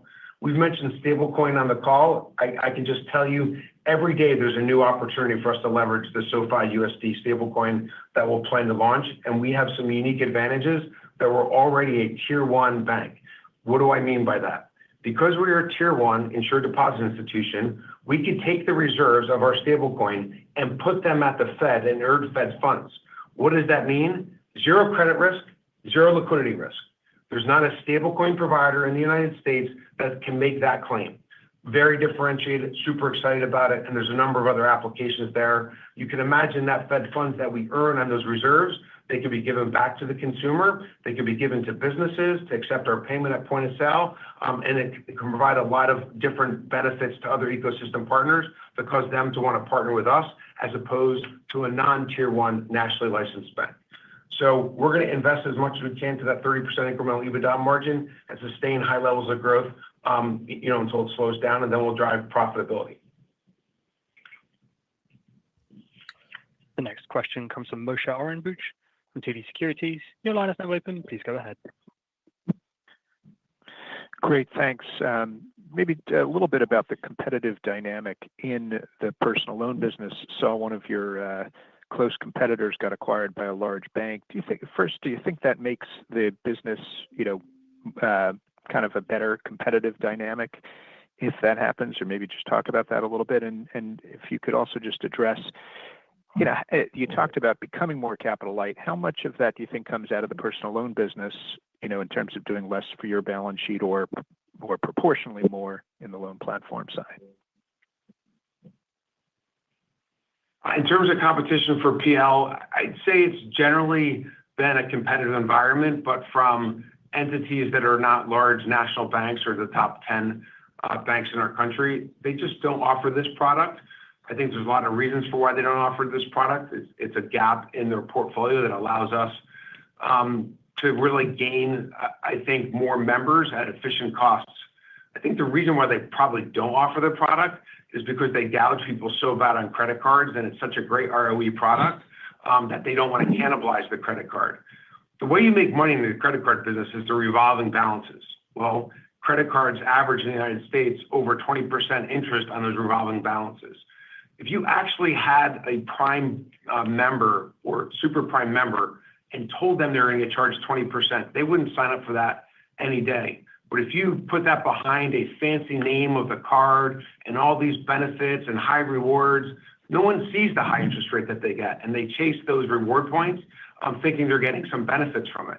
Then they end up with a balance that they can't pay off after 1 month, and then they said they'll do it after 2 months, and before you know it, it's been 6 months.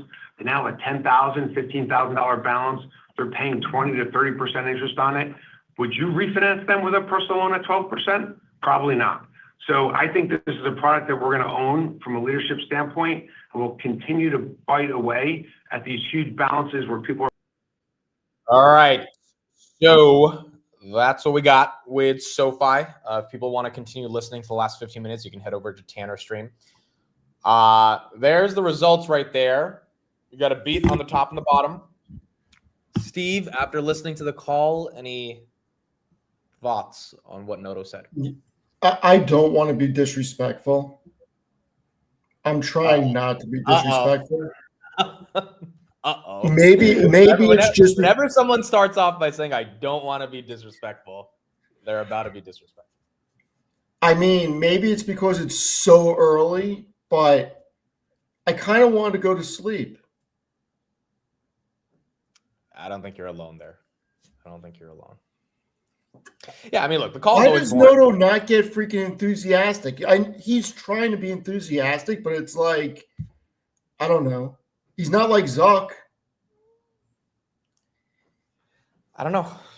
He's not like Jensen. They really should do a video. They have enough of a retail audience where a video call would be super dope, but they don't. A video call would be so much better. Overall, I mean, on the quarter, stocks up about 3%. PayPal and UNH are moving a bit more. So PayPal right here, we'll talk about PayPal now. PayPal was up 15. Now it's up 8. I don't know what they're saying on the call, but it did lose a decent chunk of its gains. Then UNH right here, better EPS guidance. That's up 4%, breaking the 380s. So congrats to everyone in UNH. Stock was at 230 not too long ago. In terms of the SoFi quarter, we both, before the call started, we both agreed it was a phenomenal quarter. Do you think anything Noto said on the call changed your mind as well? Nope. There's nothing he could say. I mean, said all the right things. Stock's still up, thankfully. Hopefully it doesn't sell off. I really don't want to see it break 31, to be honest. If it gets down to 30 and a half, I mean. Wait, why don't you want to see it break 31? To the downside. Oh, to the downside. Okay, gotcha. Because if we get to 30 and a half, I think there's a chance we end the day under 30. Gotcha. Like, I wanted to keep the momentum. Gotcha. Yeah, that's fair. That is fair. So again, these are the SoFi earnings right here, and obviously they were good. Yes, we don't want to see this break and lose momentum. I mean, I put a poll in the chat on what people think. 67% of you guys said SoFi will pump. It has been pumping over the past couple of days, so hopefully it just keeps this. Can you do me a favor? Bring up the thing. Steve is just mad he didn't buy at 6 from 901. Like, I love these comments. I love Dude, these you didn't buy early. You're late to this. I didn't buy early. I'm freaking late like Tanner. I mean, go look at my Seeking Alpha and tell me I didn't buy at 6. Just saying. Like, yeah, look, people have been long SoFi for a while. It's just, first of all, the stock is up over 100% this year, so no one can complain if it doesn't make a no. That's like saying Amit didn't buy Palantir at freaking 9. Yeah. Yeah, it's just, you've been a part of the story for, I mean, when you're part of the story for a long time, you're able to criticize it more because you understand the story. I think I've earned the right to criticize SoFi just a little bit. I mean, I was long when it was at 450, and I publicly put out articles with a bullish rating at 450 and $5. I think I've earned the right to be a little critical of how they conduct a conference call. Yeah. We are getting a mic. So we have a bunch of other headlines we'll cover in a second, but that was SoFi earnings. Microsoft getting a massive move right here, up 4%. Why? I don't know, but this is more than what Microsoft pumped in terms of the actual stock price in Q2, and they had a record. They don't report until when? Thursday? Oh, hold on, we got it. The next chapter of Microsoft OpenAI partnership. Oh boy, Jesus! I'm gonna read this with you guys. Here we go. What began as an investment in a research organization has grown into one of the most successful partnerships in our industry. As we enter the next phase of this partnership, we've signed a new definitive agreement that builds on our foundation, strengthens our partnership, and sets the stage for long-term success. First, Microsoft supports the OpenAI board moving forward with the formation of a PBC, Public Benefit Corporation, and recapitalization. Okay, so moving away from from a nonprofit. Following the recapitalization, Microsoft holds an investment in OpenAI Group PBC valued at approximately $135 billion. How much did they put into OpenAI originally? I think it was just Azure credits, bro. I don't even think it was like. Oh my God. So that's 27%, 135 divided by 500, because 500 is the current valuation, on a as converted diluted basis, inclusive of all owners, excluding the impact of OpenAI's recent funding rounds. Microsoft held a 32% stake. So they gave up a little bit of that stake, probably for some other reason, but still $135 billion, not bad. The agreement preserves key elements that have fueled the successful partnership, meaning OpenAI remains Microsoft's frontier model partner, and Microsoft continues to have exclusive IP rights and Azure API exclusivity until AGI. What does that even mean? We will keep giving them Azure or have exclusive IP rights until they figure out how to solve AI. Look at this shit. What has evolved? Once AGI is declared by OpenAI, that declaration will now be verified by an independent expert panel. You know what Microsoft just did? They just came out and said, all you idiots that think AI is not real need to shut up. That's what Microsoft just did. That, and I think they gave themselves a framework to be able to figure out when they divest from OpenAI as well. Microsoft's IP rights for both models and products are extended through 2032. Microsoft's IP rights to research defined as the confidential methods used in development of models and systems will remain under either expert panel verifies AGI or through 2030, whichever is first. That is incredibly interesting. Microsoft's IP rights now exclude OpenAI's consumer hardware. Wow. OpenAI is really going after the consumer iPhone competitor, I guess. So Microsoft doesn't have access to that. Oh. What? Oh, I mean, I'm skipping ahead. OpenAI has contracted to purchase an incremental 250 Whoa. billion of Azure services. And people think I'm crazy with the CapEx freaking spend. This comes after contracting 26 gigawatts of chips from Broadcom, NVIDIA, and AMD. The CapEx explosion is in full swing. Period. Well, Drop also, mic. so no, I agree with you, but also I think OpenAI had to say we're going to buy this to keep Well, Microsoft. obviously. I mean, Microsoft would have been pretty pissed off. But now, guess what? This comes out before earnings, right? Think about this. They just declared the next shot after Zuckerberg dropped $27 billion shot on the Louisiana data center. Agreed. What the hell is Jassy going to say on this earnings call now?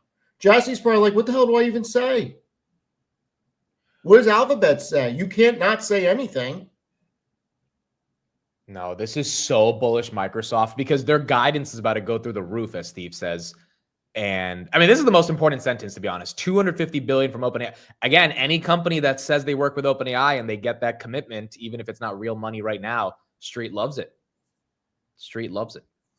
I mean, this is, I hate to say it because I don't have a position and I haven't done enough due diligence, but this is freaking bullish everything. This is bullish the cloud. I mean, cloud's not the right word, but Nebius, CoreWeave. This is bullish them at some point because Microsoft's not going to have enough freaking demand and or enough cloud to support the demand. And guess who's this bullish for? AMD and NVIDIA and Broadcom. This is bullish for the networkers, Cisco and ANET. I mean, this just extended, I think, because now the other companies have to come over the top or at least match us with something. Yeah, Nebius right here moving right now based on, I think there might be a Nebius headline. I don't see it yet, but Nebius moving as well, potentially based on this OpenAI deal. Wow, that's big. Microsoft owns 135 billion of OpenAI, which will probably one day be 500 billion as OpenAI scales their valuation, and OpenAI will be buying 250 billion of Azure. So you know what the real question now is? Forget 2025. 2025 is over. Here's the real question. If we don't get a recession in 26, are we going past 8,000 next year? That is a good question. That's the real question at this point. I mean, I don't know, but it would be kind of crazy. This is like, the problem is we don't see OpenAI's numbers, but this is crazy. Google and Amazon are down on this because OpenAI. Of course they're down. Yeah, because OpenAI is spending some money. Chris, good morning. Wait, can you go back to the Microsoft thing? Did it just say that Microsoft will no longer have the first right of refusal? Yes. What does that mean? Okay, so OpenAI is going to be buying credits from Azure, but right now the way that I guess the deal was structured was like, hey, you have to buy from us like exclusively, unless like if someone gives you a better deal, Microsoft can either match it or beat it, or say, you know what, we can't do that, so you can go to somebody else. Now OpenAI can go to other platforms, which is interesting.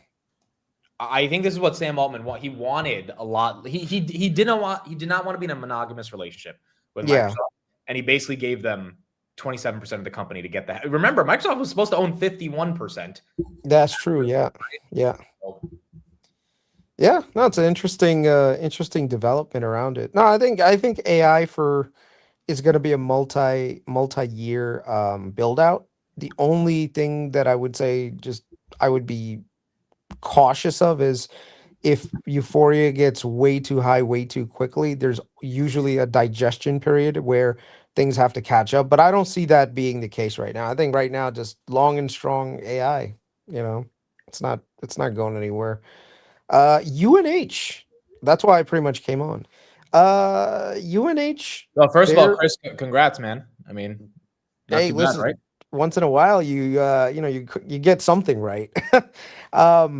No, it took a lot of conviction to be in UNH when it was dropping into the 200s, man. Let me tell you, that was not like even I remember the chat was just brutal, bro. Your chat has a way of either giving a lot of love or just piling on that hate. So when I was talking about UNH, I was like, oh God, this guy again with this freaking health insurance BS. So, but that's beside the point. The point is the margins on the business are starting to recover, and it seems like the company itself is doing what it's supposed to do to try to get back to where they were in terms of profitability.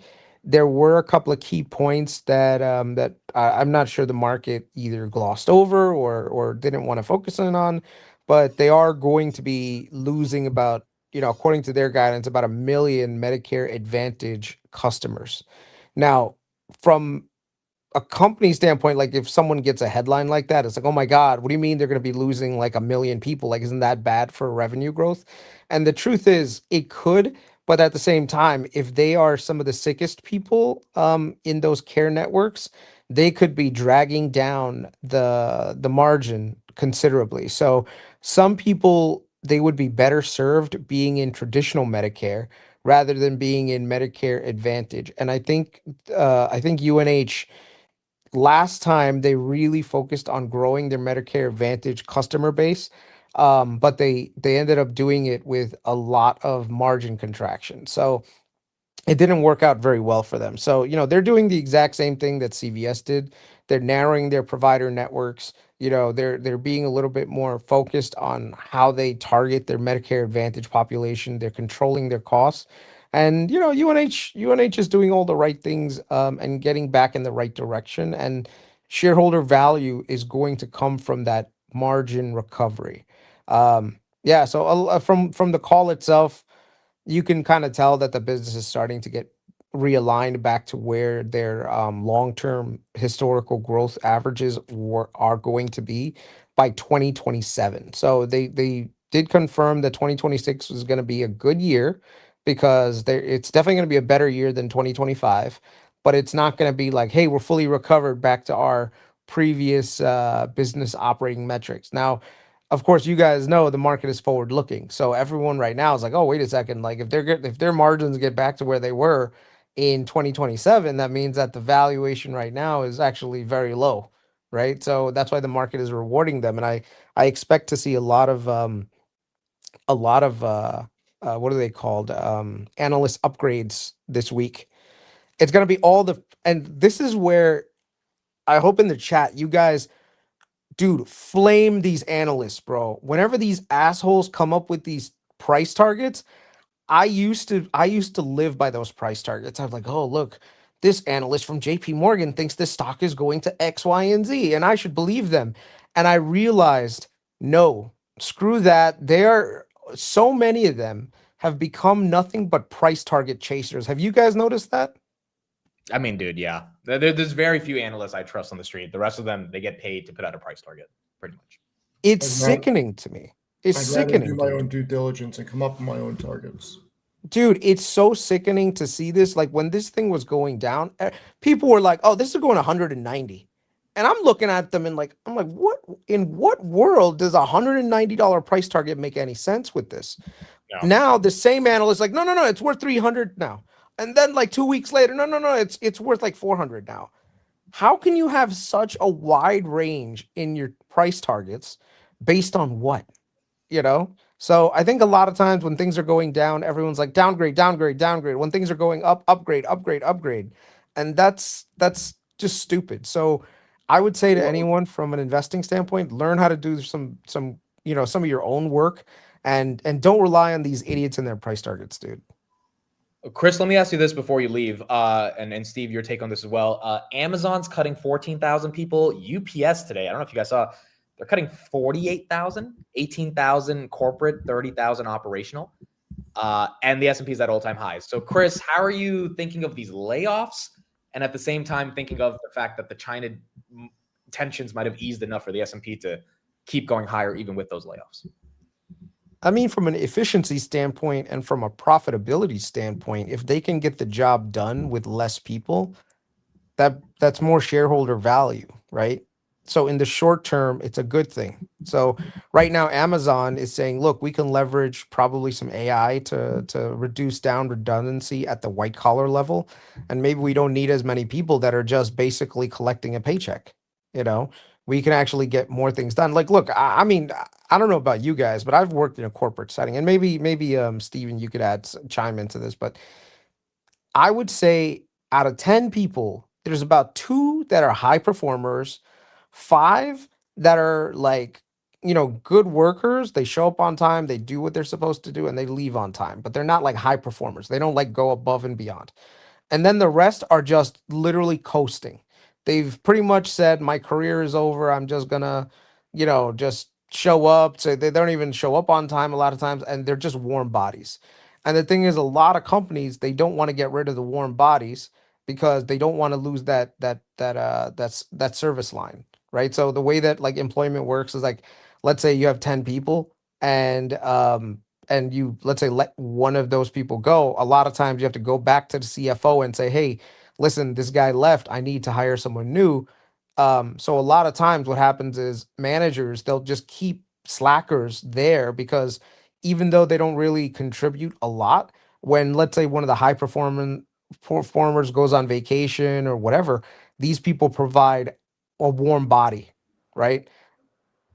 But realistically, all the layoffs, I would imagine, is it is it is it AI related, or do you think it's not healthy for the economy? Is what No, I no, no. So let me just finish up with the thought. So a lot of businesses, they're starting to look at their bottom lines and saying, look, where can we meaningfully become more efficient? So now the CFOs are actually going and looking at like, hey, wait a second, you have a team of 10. Who can we get rid of? Let's become more efficient. Okay, where can we incorporate more AI into our processes to eliminate positions?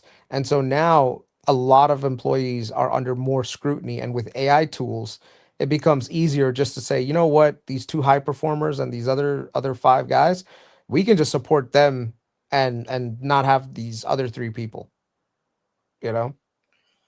Steve, your thoughts on these? I mean, the other point of this question is: are we seeing some weakness in the economy, or is it more Chris's point that companies just need to be more operationally efficient with these Look, layoffs? I've lived through the SaaS and cloud computing. So has Chris. I've seen departments downsize through efficiency with software.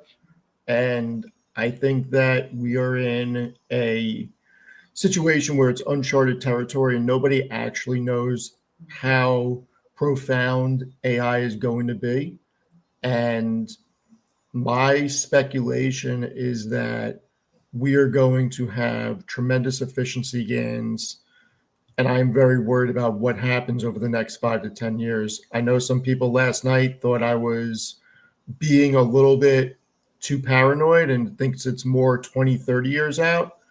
The rate at which technology is expanding is like nothing we've ever seen before. Moore's law is shattered. You look at where we were 20 years ago, there was no smartphones, there was no cloud computing. It is a much different world than where it was. And now, when you add the rate of expansion with AI and how quickly they can develop and where the technology is today, I got to tell you, I'm worried about what happens to unemployment over the next 5 to 10 years. I've been saying this for the past year or so, and the numbers show it.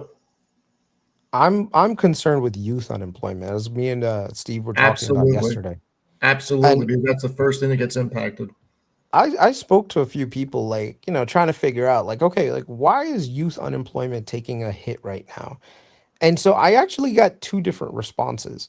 One was, hey, you know what? The business just doesn't need a lot of people right now. We can actually get by with the people that we have. And, we just don't want to take on the additional burden of training new people when we don't know if they're going to have a full-time job. And the other one that actually I was a little bit shocked, but at the same time they're very like candid about it, was these newer grads, they just don't want to work.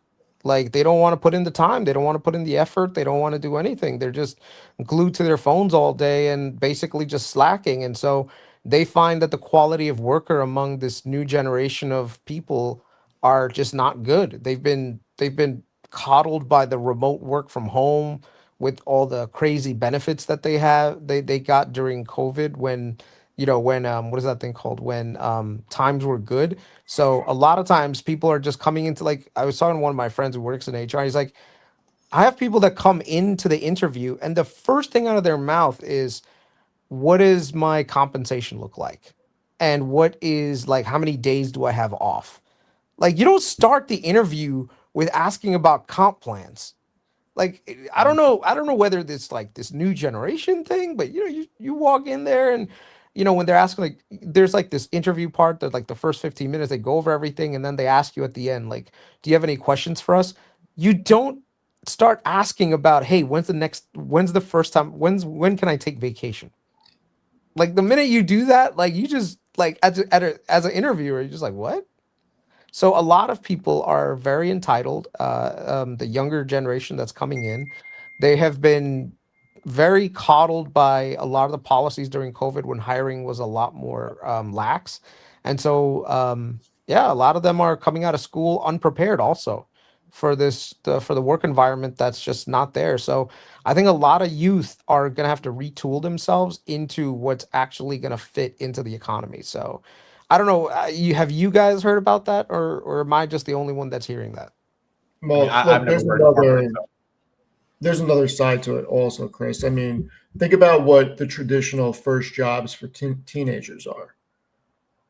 Those are going to be gone in 5 to 10 years. I mean, you're not going to have people stocking shelves at Target or Walmart or your local grocery store. Those things are going to be done by humanoid robotics. I'm very worried about where we go from here because everybody starts somewhere. Everybody starts with a part-time job in high school or a part-time job in college if you play 3 sports or whatever. And it's just, where are people going to get the life skills to be able to hold conversations with people and sit through meetings? I get very worried.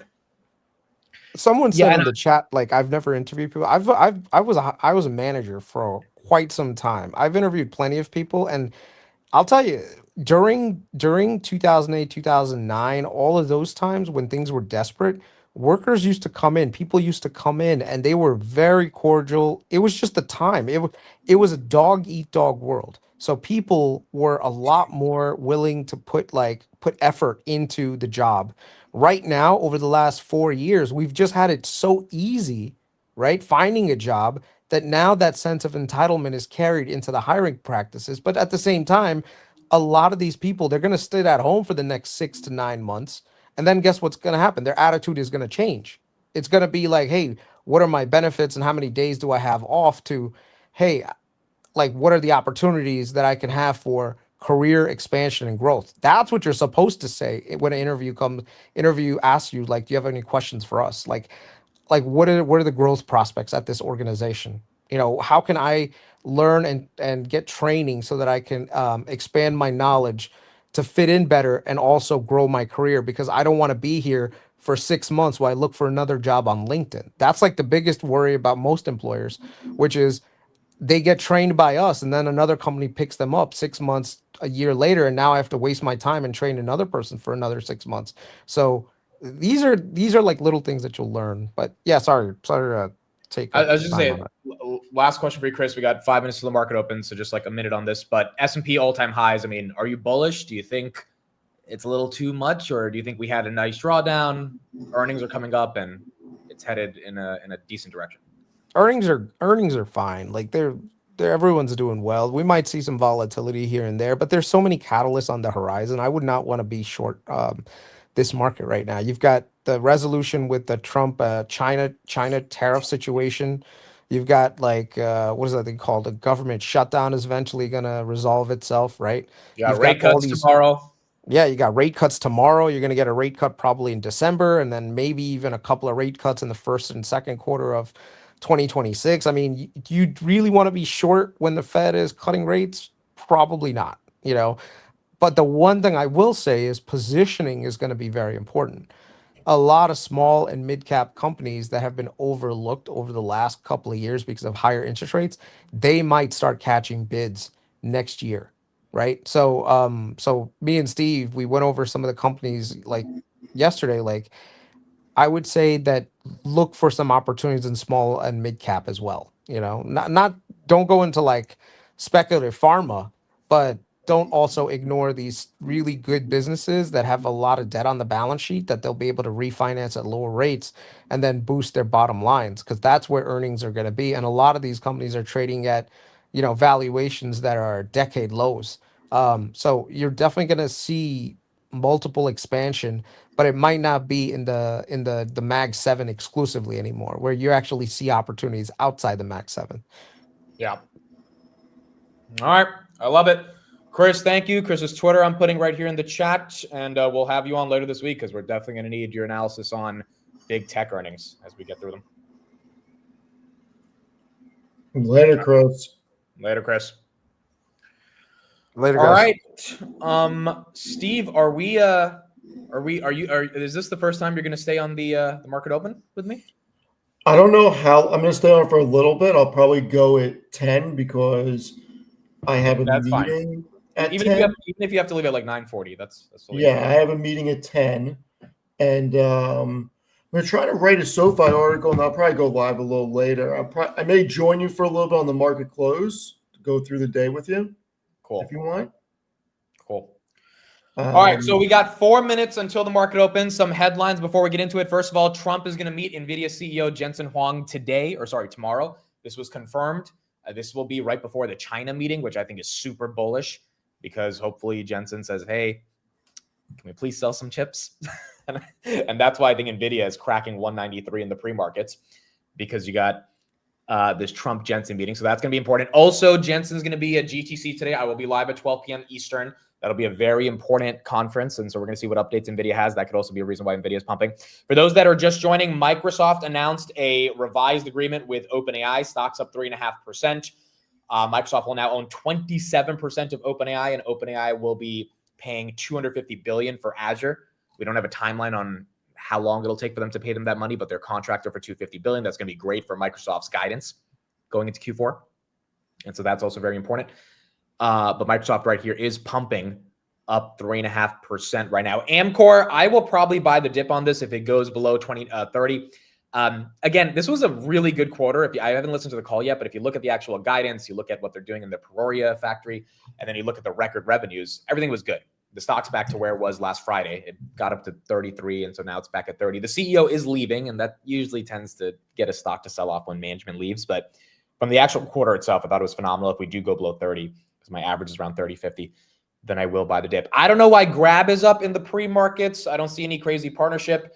We do have earnings coming up. You might be getting a little bit of a pump right there, but not sure why Grab is moving, but we are green. S&P 687. I mean, we are very close to 7,000, and credit to Steve, who was calling for 7,000 at 4,800.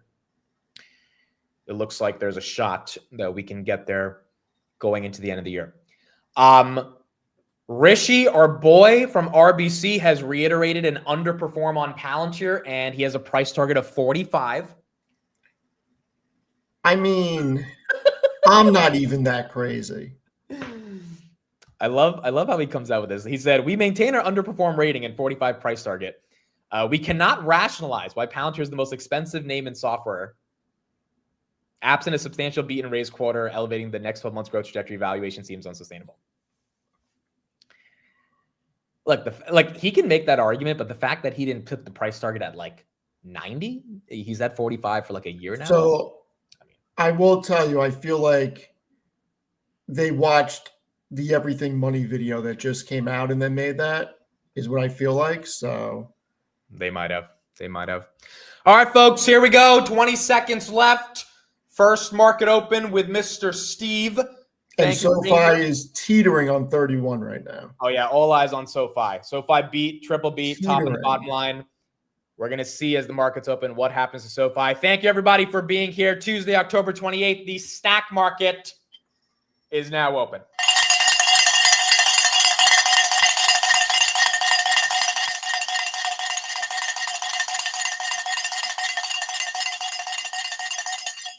Dude, you're ringing that bell for a long time.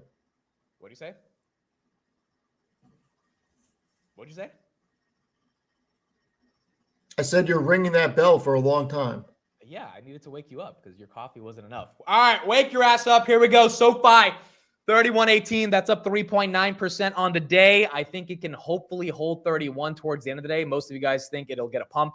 Even Can if you it get an holds order book up by any chance? on my phone, I can get it up. Yeah. No, don't. Don't worry I'll- about it. I'll take I a don't look. feel like logging into my software. I just have Webull up. Yeah, we'll take a look at it in a second. Robinhood right here, that's up 1%, 146.88, crossing through 147. Palantir, 189. It was at 192. S&P up another 0.2% on the day, 686.70 on the S&P 500. AMD goes down. AMD goes down, so that's red. The Qualcomm from yesterday also was a little bit of a headwind. So, Amit, here's the real question. If SoFi doesn't sell off, and let's just say SoFi doesn't go below 30, but it doesn't pump past 31, it stays in this range, is it time to start selling weekly calls?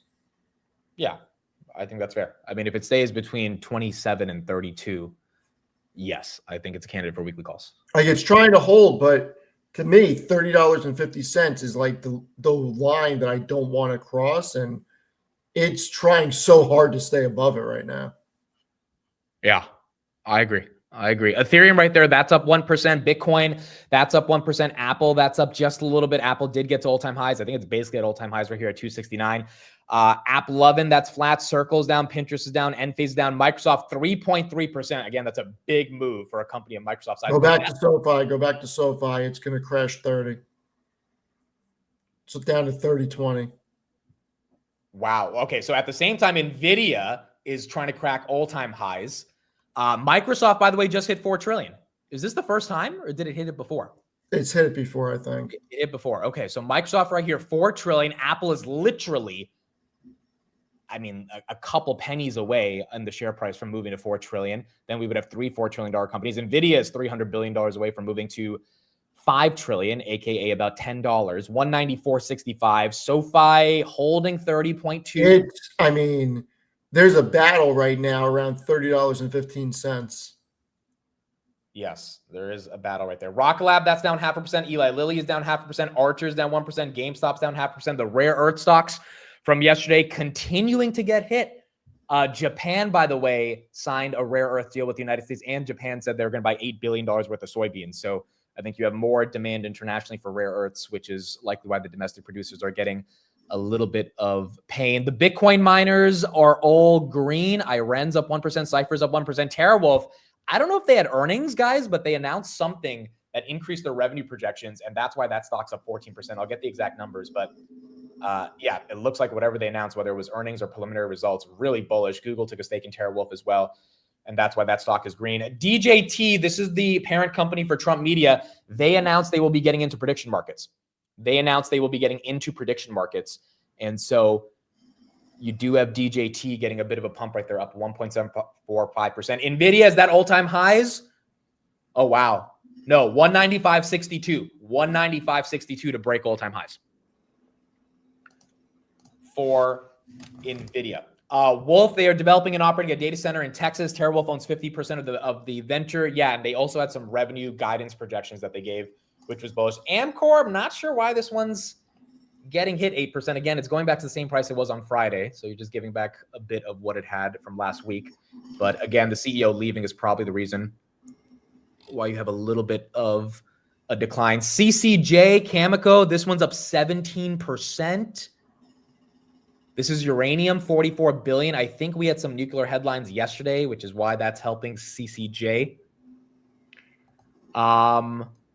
Up here it is. Today, they announced that along with Brookfield Asset Management, they've entered into a binding term sheet with the U.S. Department of Commerce to establish a strategic partnership, which is expected to accelerate the global deployment of Westinghouse Electric Company's nuclear reactor technologies and reinvigorate supply chains in the nuclear power industrial base in the U.S. and abroad. This should be bullish for Oklo and a lot of those other companies. Oklo red, so not really getting any of the love, and Nano Nuclear basically flat. CCJ is the one that's benefiting. So there you go. BMNR, where is BMNR right there? 53.13. That is flat. Ethereum as well, 41.38. That is slightly above 4,000, but still relatively flat. Palantir goes flat. Tesla goes flat. Hood potentially is about to go flat. NVIDIA is really the only one that's making a big move. Again, we have GTC, so you have a lot of people trading that. SoFi holding 30.40, which is nice to see that SoFi is at least holding the 30s. Grab right there went from 620 to 617. Again, we're going to have to see what earnings put up for Grab. Google right here, 269, just below 270. Amazon, again, 14,000 people in corporate. They're planning to lay off. The thing I think people missed about Amazon yesterday is they're not planning to lay off any factory workers. In fact, they're planning to hire 250,000 for the holiday season. So this is a corporate bureaucratic management change, particularly or likely led because of AI. Same thing that UPS said today, although UPS is firing 30,000 operational staff. So you do have more actual workers getting fired. But it seems like their operating margin guidance should be bullish for 2026 if they're getting rid of managers that are making $300,000 a year and, might not be contributing as much as Amazon thinks of the business, and they can be replaced by AI. But that stock's down a little bit, probably based on that Microsoft news as well. And that is what we got. Steve, you think we lose 30? We did for about a millisecond. Oh, you're right. 29.87. We did. UNH went red too? UNH? Damn, dude. Where's PayPal? Is PayPal holding its pump? I mean, PayPal's 8% is not barely holding it, but it was up 15%. So you do have PayPal losing a little bit of the green. I mean, Microsoft's losing it too. It was up almost 6%. Now it's up 2%. All right. So it's as soon as the market opened, people decided to take some profits. Which you had to think was coming at some point. I didn't think it would come at 30 and a half. I thought it would have come if SoFi ran to 33, 34. NVIDIA's the only one that's really trying to go for it. It's got about 50 cents to break all-time highs. I think SoFi ends the day above 30. I mean, it would be surprising if they actually took it back down to 28, 29. Yeah, especially since they weren't there yesterday. Yeah, especially because we have rate cuts coming on as well. Again, Amcor, I got to go through the earnings and see what they said. The only other red flag I can say is gross margins weren't as good as expected, but management also talked about that, and they said their margin expansion is very easy to come to. So I got to go through the earnings, and then we'll kind of analyze what's going on right there. But I mean, relative to the same price that it was at last week, but that one is taking it. The quarter itself, it was record revenue, so there's not an issue with demand. It seems like there's a broader issue with margins. That's what's hurting them. Microsoft right here, that one is down, or that one's up 2% on the day still. App 11, that goes flat. Bitcoin, 115, and then Ethereum at 4,100. What's happening with Figma? Where is Figma right here? Figma goes red on the day. I mean, a lot of stocks that were green in the pre-market are getting hit. I'm not sure exactly why.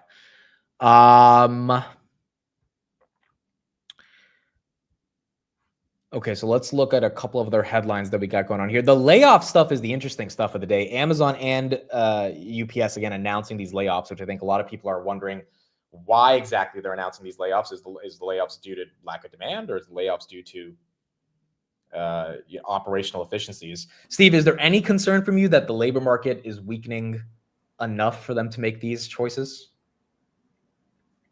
In regards to what, a rate cut? No, in regards to UPS and Amazon, because if we start seeing like the tech companies say we're laying off more people, I mean, Amazon's the first one. If Google and Meta do that would be a bit weird. Yeah, but think about it. Why would UPS be a surprise? Their warehouse, they have a lot of stuff that can be done by robotics over the next couple of years. That's fair. Yeah. So I think we're going to see more companies do that. I think you're going to see it from Pepsi. I think you're going to see it from Coca-Cola eventually. I think you're going to see a lot of automation over the next several years, and it's very worrisome. It's great for investors with margins. For the actual job market, unless we can figure out a way to create new jobs, I'm very worried. Lisa Su on CNBC. Let's go to her and see what she has to say. For this country. So we announced 2 new supercomputers that use our latest generation AI technology. And the key is, the focus from Secretary Wright was, let's do this as fast as possible. We have so many researchers in the nation that want more computing. And so, yes, we're going to develop 2 supercomputers. One of them will be deployed early next year, and then the other one will be deployed with our next generation MI400 series. So fantastic partnership, and I'm really excited to be able to contribute to this really important mission. I don't mean to belittle it, but I got to talk a little horse race. I think the MI400 is in some ways equal to NVIDIA. I want to know whether this was a contest and you got this and NVIDIA did not. Well, as you know, Jim, I mean, this is a place where the national labs are truly a national treasure for the United States. Oak Ridge National Labs has been a great partner for AMD, and you can imagine everybody would want their compute in a national lab. So MI400 series is fantastic. We've been working across the board, across all industries, all of the national labs, all the sovereign countries, and I'm super excited to be able to deploy both our current generation MI355 and our next generation MI430 at the Oak Ridge National Labs through these two supercomputers. Absolutely. What caught my eye in the AMD release is that this is not just for traditional supercomputing for tech. This energy, medicine, health, national security, this to me sounds like a government initiative to stay ahead of everybody else in the world in all of these verticals, not just traditional data center compute. Can you tell us how, if I were, say, Thermo Fisher, or if I were Eli Lilly, I would be able to get into this and say, I want some of that compute power? You're absolutely right, Jim. This is actually a non-traditional partnership between the government and industry. What we thought to do was, number one, we want to get as much compute as possible, as quickly as possible to the national labs. And they're going to do all kinds of research in medicine and energy and national security, which is wonderful. But we also said, there are industries that would, private industries that would like access to some of this compute as well. So the Eli Lillys of the world, the Thermo Fishers, all of these folks would also be able to participate as we bring up these clusters. And it is a very unique partnership. I would say, Secretary Wright said it best. This is the first time that he's announcing something where, the very first time I met Secretary Wright, he said, hey, bring me ideas, Lisa. Bring me ideas that get SoFi below 30 and a lot of other stocks going red. So you do have some selling pressure as we get into this market open. us more AI in the government faster. And I have to say, he was very open. We love the partnership with Oak Ridge National Labs. Our engineers and scientists are really, really excited about contributing at the national scale for our U.S. AI efforts. The other big story, Lisa, that made news regarding you guys in recent days was IBM saying about 4 days ago that one of their key quantum algos run on chips from you that are pretty commonly available, and it's raised a lot of questions about the possibility of commercializing those powerful computers. Well, we are also very excited about the partnership with IBM. And in general, when you think about quantum computing, people were thinking that quantum is, it's going to take years to develop. And when you really think about it, we're not in a place where we can wait years for these developments. We want these developments, really making a difference now. IBM and AMD announced this quantum computing partnership. Our researchers have been working together. And the key is we're going to take the best of classical compute or traditional compute, which is what we've spent all of this research and development on, and the best of IBM's quantum computing, and really putting them side by side in applications. So thinking about how we solve the biggest material science problems, how we think about some of the biggest energy problems. And this is an area where, again, when I think about the work that we're going to do with DOE, I think it's going to continue. It's going to be across all of these fields, including how do we get quantum used in these new workloads as soon as possible. So this is kind of the world that we're in with compute today. It's all about speed and how do we get the most compute on the most important challenges as soon as possible.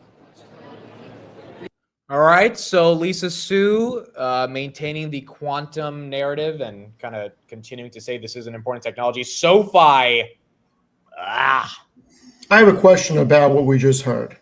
Yeah. How on earth are these small quantum companies going to compete with what she just said? I don't know, but the fact that she said it is good for the quantum companies. I think it's good for quantum. I don't know that it's good for the quantum companies. I just don't know how you compete against AMD and IBM like that. Look, I agree. I have no idea how they will compete, but the fact that the narrative that quantum is a big thing and there's a lot of investors that want to get exposure to it, and maybe they don't want IBM or AMD, they want a pure play like an IONQ or a D-Wave or something. I mean, look, if you have really important tech, I mean, I think there's going to be a quantum CEO that's going to be interviewed by Jensen today on stage. Is there? What time is it? The GTC conference? 12 p.m. 12 p.m. So that and Olin just did a podcast with a quantum physicist yesterday. I mean, there is enough excitement in the industry, even if those companies, maybe are not going to be the absolute winners. And I think that's enough to kind of keep them going. NVIDIA right there, 193.85. That's up 1.2%. AMD, 260. So Qualcomm yesterday tried to rain on the parade of NVIDIA and AMD with some new chips. That stock now down 2.6%. Rosenblatt did say it's a buy, and they think they can take some market share away, about $2 billion worth of revenue in fiscal year 2026 on their new chips. But Street's not buying it right now. Stock's down 2.7% right here. All right, Amit.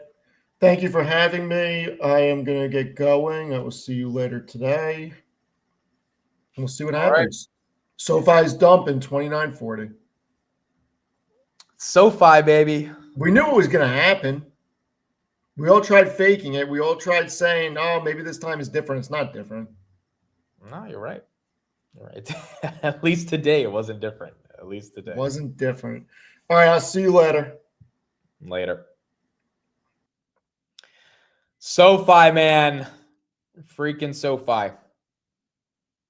There you go. I mean, it is what it is. It is what else can we say, guys? It's SoFi. It's freaking SoFi. Like there's not much to say. Look, it was a good quarter. By the way, Tesla getting a massive move right here, up 1.69%. So Tesla really making a move. Not sure why Tesla's moving, but it is indeed moving. SoFi did announce with Galileo that they're working with Southwest. So, for everyone who cares about the tech platform growing, the tech platform did sign a really big partner in Southwest Airlines. It's not a small company, and that's good. VIX is up 1.77%. That's why market's going a little red. Not sure why Tesla's getting the move right here. I don't see a headline. It seems a bit more technical, or maybe just more excitement based on the shareholder meeting that's coming up on November 6th. But you do have Tessie making a move in a bit of a sea of red. SoFi is just getting clobbered, down 2.4% now on the day. As Tess says, SoFi triple beat, pump and dump like clockwork. It's just like, dude, every time. TeraWulf gave preliminary earnings, so they didn't give official earnings. They gave preliminary earnings, and that's why TeraWulf is mooning right here, 17%. And looks like the street likes what you got. Open Door, that's up about 1.4% on the day. TeraWulf said revenue will be 48 to 52 million. That's up 84% year over year. Adjusted EBITDA, instead of 6 million last year, they're assuming 19 million. That's a 300% increase. Full results are going to be in November. Management also expects to contract an additional 250 to 500 megawatts annually, targeting long duration agreements with investment grade counterparties. I mean, you can't be more bullish than that. You've got revenue growth and you've got increased capacity for data centers, which is everything the street cares about on these Bitcoin mining companies that have turned into data center plays. Bitcoin right there, 115.3, getting a little bit of a move as well. Bitmine, 53.79 as well. Nate says try 400% like Nebius. Nebius, 126.50. I mean, great recovery from 94 to 126. Some of these stocks we have not seen recover over the past couple of weeks with the drawdown. Some of these stocks are getting very close to recovering, like a Hood and a Nebius. So nice to see that. S&P just went red for the day. S&P went red. Where is Beyond Meat? Guys, there is a legit cult around Beyond Meat. I was saying this yesterday. I saw a screenshot yesterday of someone who has 797,000 shares. And, I don't know if he's trying to become the roaring kitty of Beyond Meat, but he's definitely putting his money where his mouth is. So, I mean, there are people that definitely believe the 161% short float is not sustainable. And yeah, it was $7 last week. It got to $8.50 in the pre-markets. It fell to like $1.60 yesterday. And now it's at $2. I don't know. I don't think the story is over with Beyond Meat. I don't think the story is. I think there's a lot brewing underneath. And people think it could be the next GameStop. ASST, that stock is down 10% of the day, 147. We saw this one surge 40% yesterday. They did buy some more Bitcoin, so they exercised some warrants. I think they now have 5,700 Bitcoin. So they are trading. If you look at them as a pure play treasury, which they're not, there's a lot of other elements to it. They're like more of an asset management firm in general, but they are trading at 0.81 NAV. So they are trading at below NAV. If anyone wants to get exposure to a Bitcoin treasury that is trading at below 1 NAV. You do have that with ASST. The question is just, can they develop a premium to NAV over the long term? Tesla right there at 457, and then NVIDIA 193. UPS, again, I am still trying to figure out why exactly they're cutting 48,000. That's not a typo. 48,000 people, 30,000 operational, 18,000 corporate. I mean, I think it has to do with AI for sure, but you can't tell me there might not be a little bit of a demand issue in the economy to cut 48,000. Now, granted, Steve made a good point that that if it's 30,000 operational jobs that are going to be replaced by robotics, aka not just like drivers and delivery people, but rather the actual robots in the factory that are taking away more jobs, maybe it's not a question of demand, maybe it's a question of efficiency, which is something we're going to have to get used to with a lot of these companies as they continue to innovate with robotics. CleanSpark, by the way, that's up 1%. CleanSpark signed a partnership with another center or another facility to increase capacity for data centers. And that's why CleanSpark is getting a bit of a mood right here. Submer is its first strategic partner for AI data center expansion in North America. So they've officially picked a partner called Submer, and that will be helping them expand in North America. That's why CleanSpark is up right now. Do people think it's a demand issue, or do people think it's just an AI issue? SoFi, my goodness, bro. What did the street want? What did they want? It was a good quarter. I don't think I saw a red flag in the quarter. Steve didn't see a red flag in the quarter. I'll be curious to see what Tanner thinks. But I don't think anyone saw some like glaring red flag that was like, yep, this is why you got to be worried about SoFi. I mean, there was good conversation about crypto, stable coins, the card that's coming out on stablecoin. Noto said, I could not be more excited about the product roadmap and the multitude of use cases we have for our planned stablecoin and our ability to differentiate a stablecoin like no other company. He's talking about the bank license, giving them bigger opportunities with their stablecoin. I don't know. I think this one might recover towards end of day. I mean, like, I'm just guessing here, but like, I don't think it deserves to be down at these levels. And I would wonder kind of how the street would think of it as they get some time to digest the results. Palantir 189, Robinhood 146, Tesla 456. Where is Rocket Lab? Rocket Lab right here, 65.31. That one goes red. ASTS 79.80. Matt says, what did the street want? They wanted more. I guess they wanted more than this. Tess says it's just the traders, not the investors. Yeah, I mean, I'd agree with that. I ran, by the way, slightly green on the day. I do think it's a lot more traders that are, toying with SoFi versus people actually selling their positions. Here's the heat map for the day. Pretty red, to be honest. Across healthcare, utilities, consumer defensive. Tech is green. The Microsoft OpenAI news was definitely bullish to get the tech sector moving. It wasn't the best for Google, although, I mean, I don't know. I don't think it's bear. I mean, Google just got Anthropic to buy 1 million TPUs. So, okay, OpenAI sends a partnership with Microsoft. Maybe they're going to buy less GCP. They're going to buy more Azure. I don't think that's necessarily bearish Google. But you do have Google right there, 267. It did hit 270 yesterday as well. Did Apple hit 4 trillion? Are we officially there? No, we're not there yet. We are close. We are very close. Microsoft is still holding 4 trillion. Apple is very close to getting there. 3.986. 3.986. The Stonemason says, I worked at UPS. It's not robotics, mostly getting smoked by Amazon. That's a good point. I didn't even realize that maybe it's competition that's causing UPS to fire people, not like demand or robotics. I mean, we've seen Amazon start to vertically integrate and have that not be the best news for FedEx and UPS. FedEx right there up about 1.7%. Yeah, I mean, maybe that's the bull case for Amazon, to be honest. PayPal is still up 10%. PayPal is really the winner of the day. Out of all these stocks, UNH lost its pre-market pump, flat on the day. SoFi obviously lost it, down 2% on the day. SoFi didn't have too much of a pump anyway, and PayPal had a big pump, and it's lost only 5% of it. It was up 15, now it's up 10. And you finally got this guy to move as per an announcement with OpenAI. In terms of Amcor, so here's what D.A. Davidson said. They reiterate their price target of $40. They said Amcor posted a solid third quarter and in line to slightly positive fourth quarter guidance versus the street. However, the most exciting parts of the call were indications that several end markets are firming and longer-term demand for the new Arizona facility continues to rise.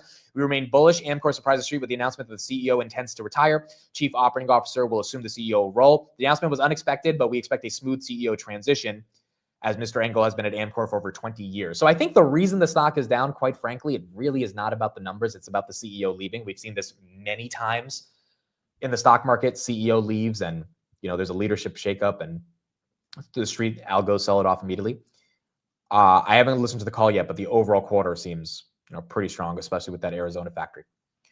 Again, there's not that many packaging companies in the United States that are doing domestic semiconductor manufacturing. Amcor is one of a handful. And it was, shown via the results and the guidance. But you do have the CEO leaving. S&P goes green, 685. That goes up. It was at 687, recovering from a little bit of the red. AMD as well, going a bit green, 259. Let's go back to Lisa Su and get a little bit more of her thoughts on what's going on.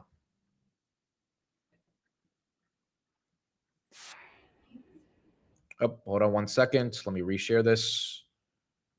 Okay, cool. We're seeing an acceleration of the use of AI because as models get better, as enterprises are thinking about how they can deploy these models, there's a lot more compute that's necessary, and we're seeing that across the board with the CapEx spending as well as in our direct conversations with customers. And David, I think the most important thing for people to recognize is a big market is good for all of us. That has been our mantra, is to develop technology that can go across all of these verticals. And I love seeing our technology in the national labs and also across all of these enterprises and the cloud. Do you have the ability to meet all this demand, so to speak? And are you, in terms of GPU allocation, whether it's cloud AI, enterprise customers, the government, do you have to sort of tier them in terms of who gets what first? Well, this is all about developing, not only great technology, but also a very resilient and robust supply chain. And we've been working on this for years, David. When we think about all of the research development and all the supply chain efforts, so we're certainly ramping up our supply chain.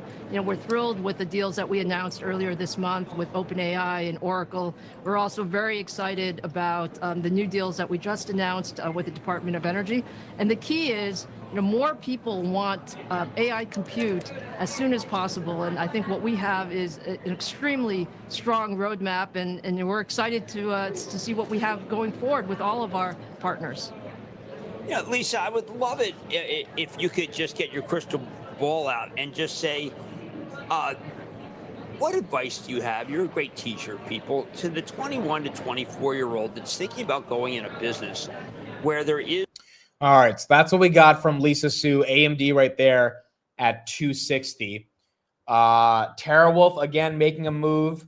Hut 8 Mining, by the way, got a price target increase to 78 from 36 from benchmark.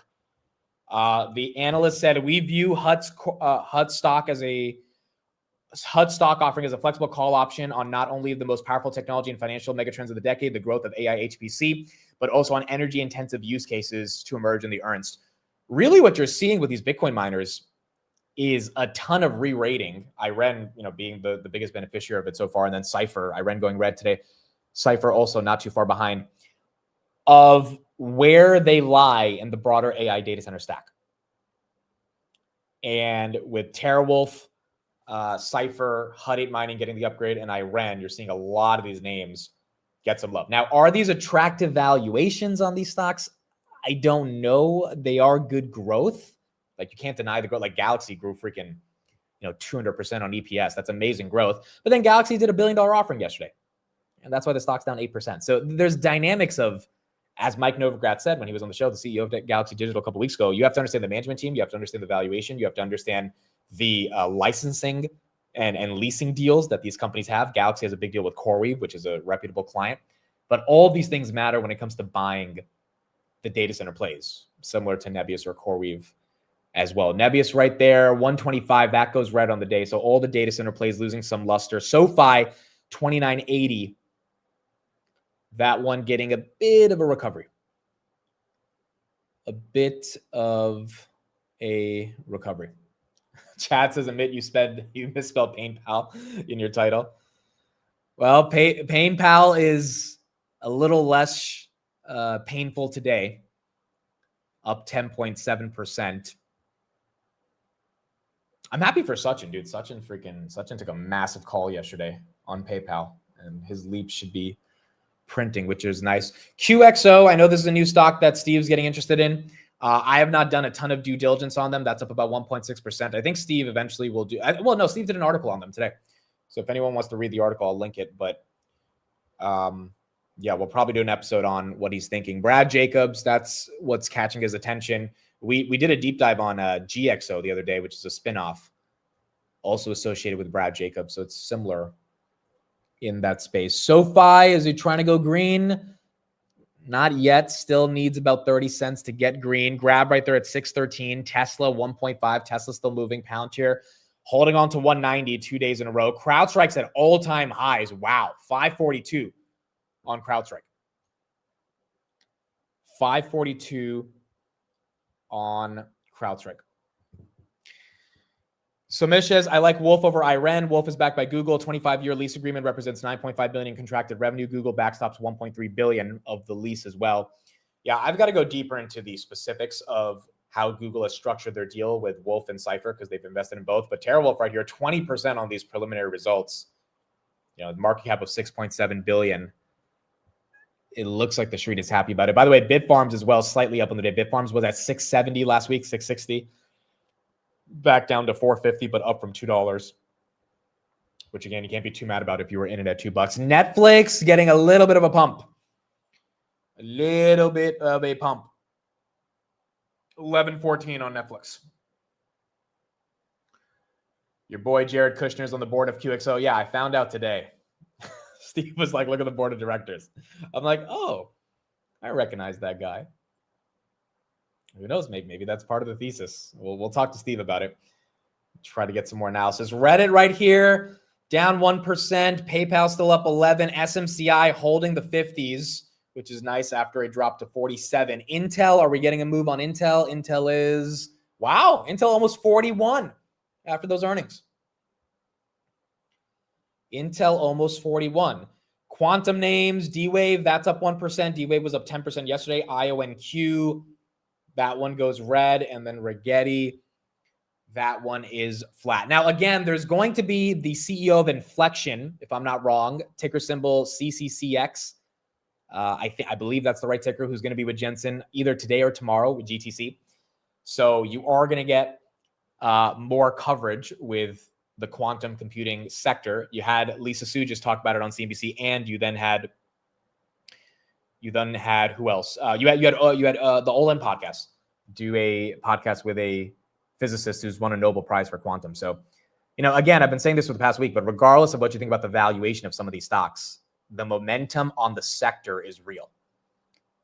And if any of these companies produce some really good earnings, which they have earnings coming up over the next couple months, I mean, regardless of valuation, if that momentum is strong, you could see these stocks get a bid, which is why, again, I think Skrelly short just does not make a lot of sense right here. Microsoft 545. Microsoft has talked a lot about quantum computing. Google made a breakthrough last week. All these things are still net positive for those stocks, even if they're happening from bigger companies. Microsoft, again, the big news with OpenAI is up 2.4% on the day is that they now own 27% of the company, $135 billion of equity they own by OpenAI. The weirdest thing about this, though, guys, is look at this first bullet point. Once AGI is declared by OpenAI, the declaration will now be verified by an independent expert panel. Like they're saying, we're going to lose all of our IP rights in our research that OpenAI has exclusively granted us once they declare AGI. And there's some independent panel that's going to make sure they've declared. I'm like, what is AGI? How do we know what's AGI? Like, I mean, I don't know. Give me your best definition in the chat. What does AI have to do to legit be AGI? But it looks like that is the terms and agreements that Microsoft has come to with OpenAI. AMD, are we moving? AMD, wow, all-time highs on AMD. There you go. Microsoft owns 27% of OpenAI. OpenAI owns 10% of AMD, and Microsoft buys GPUs from AMD. Exactly. Microsoft owns 30% of OpenAI. OpenAI will eventually own 10% of AMD. And then Microsoft and OpenAI are buying GPUs from AMD. AMD right there, 264. That's getting a move. Are you streaming NVIDIA? Yes, 12 p.m. Eastern. I will be streaming NVIDIA. I gave up my dentist appointment just to stream NVIDIA's GTC. So, you know, unfortunately, I don't get to see the dentist, but I'll get to see Jensen. Grab 613. Google goes red, and then SoFi still down about 1% on the day.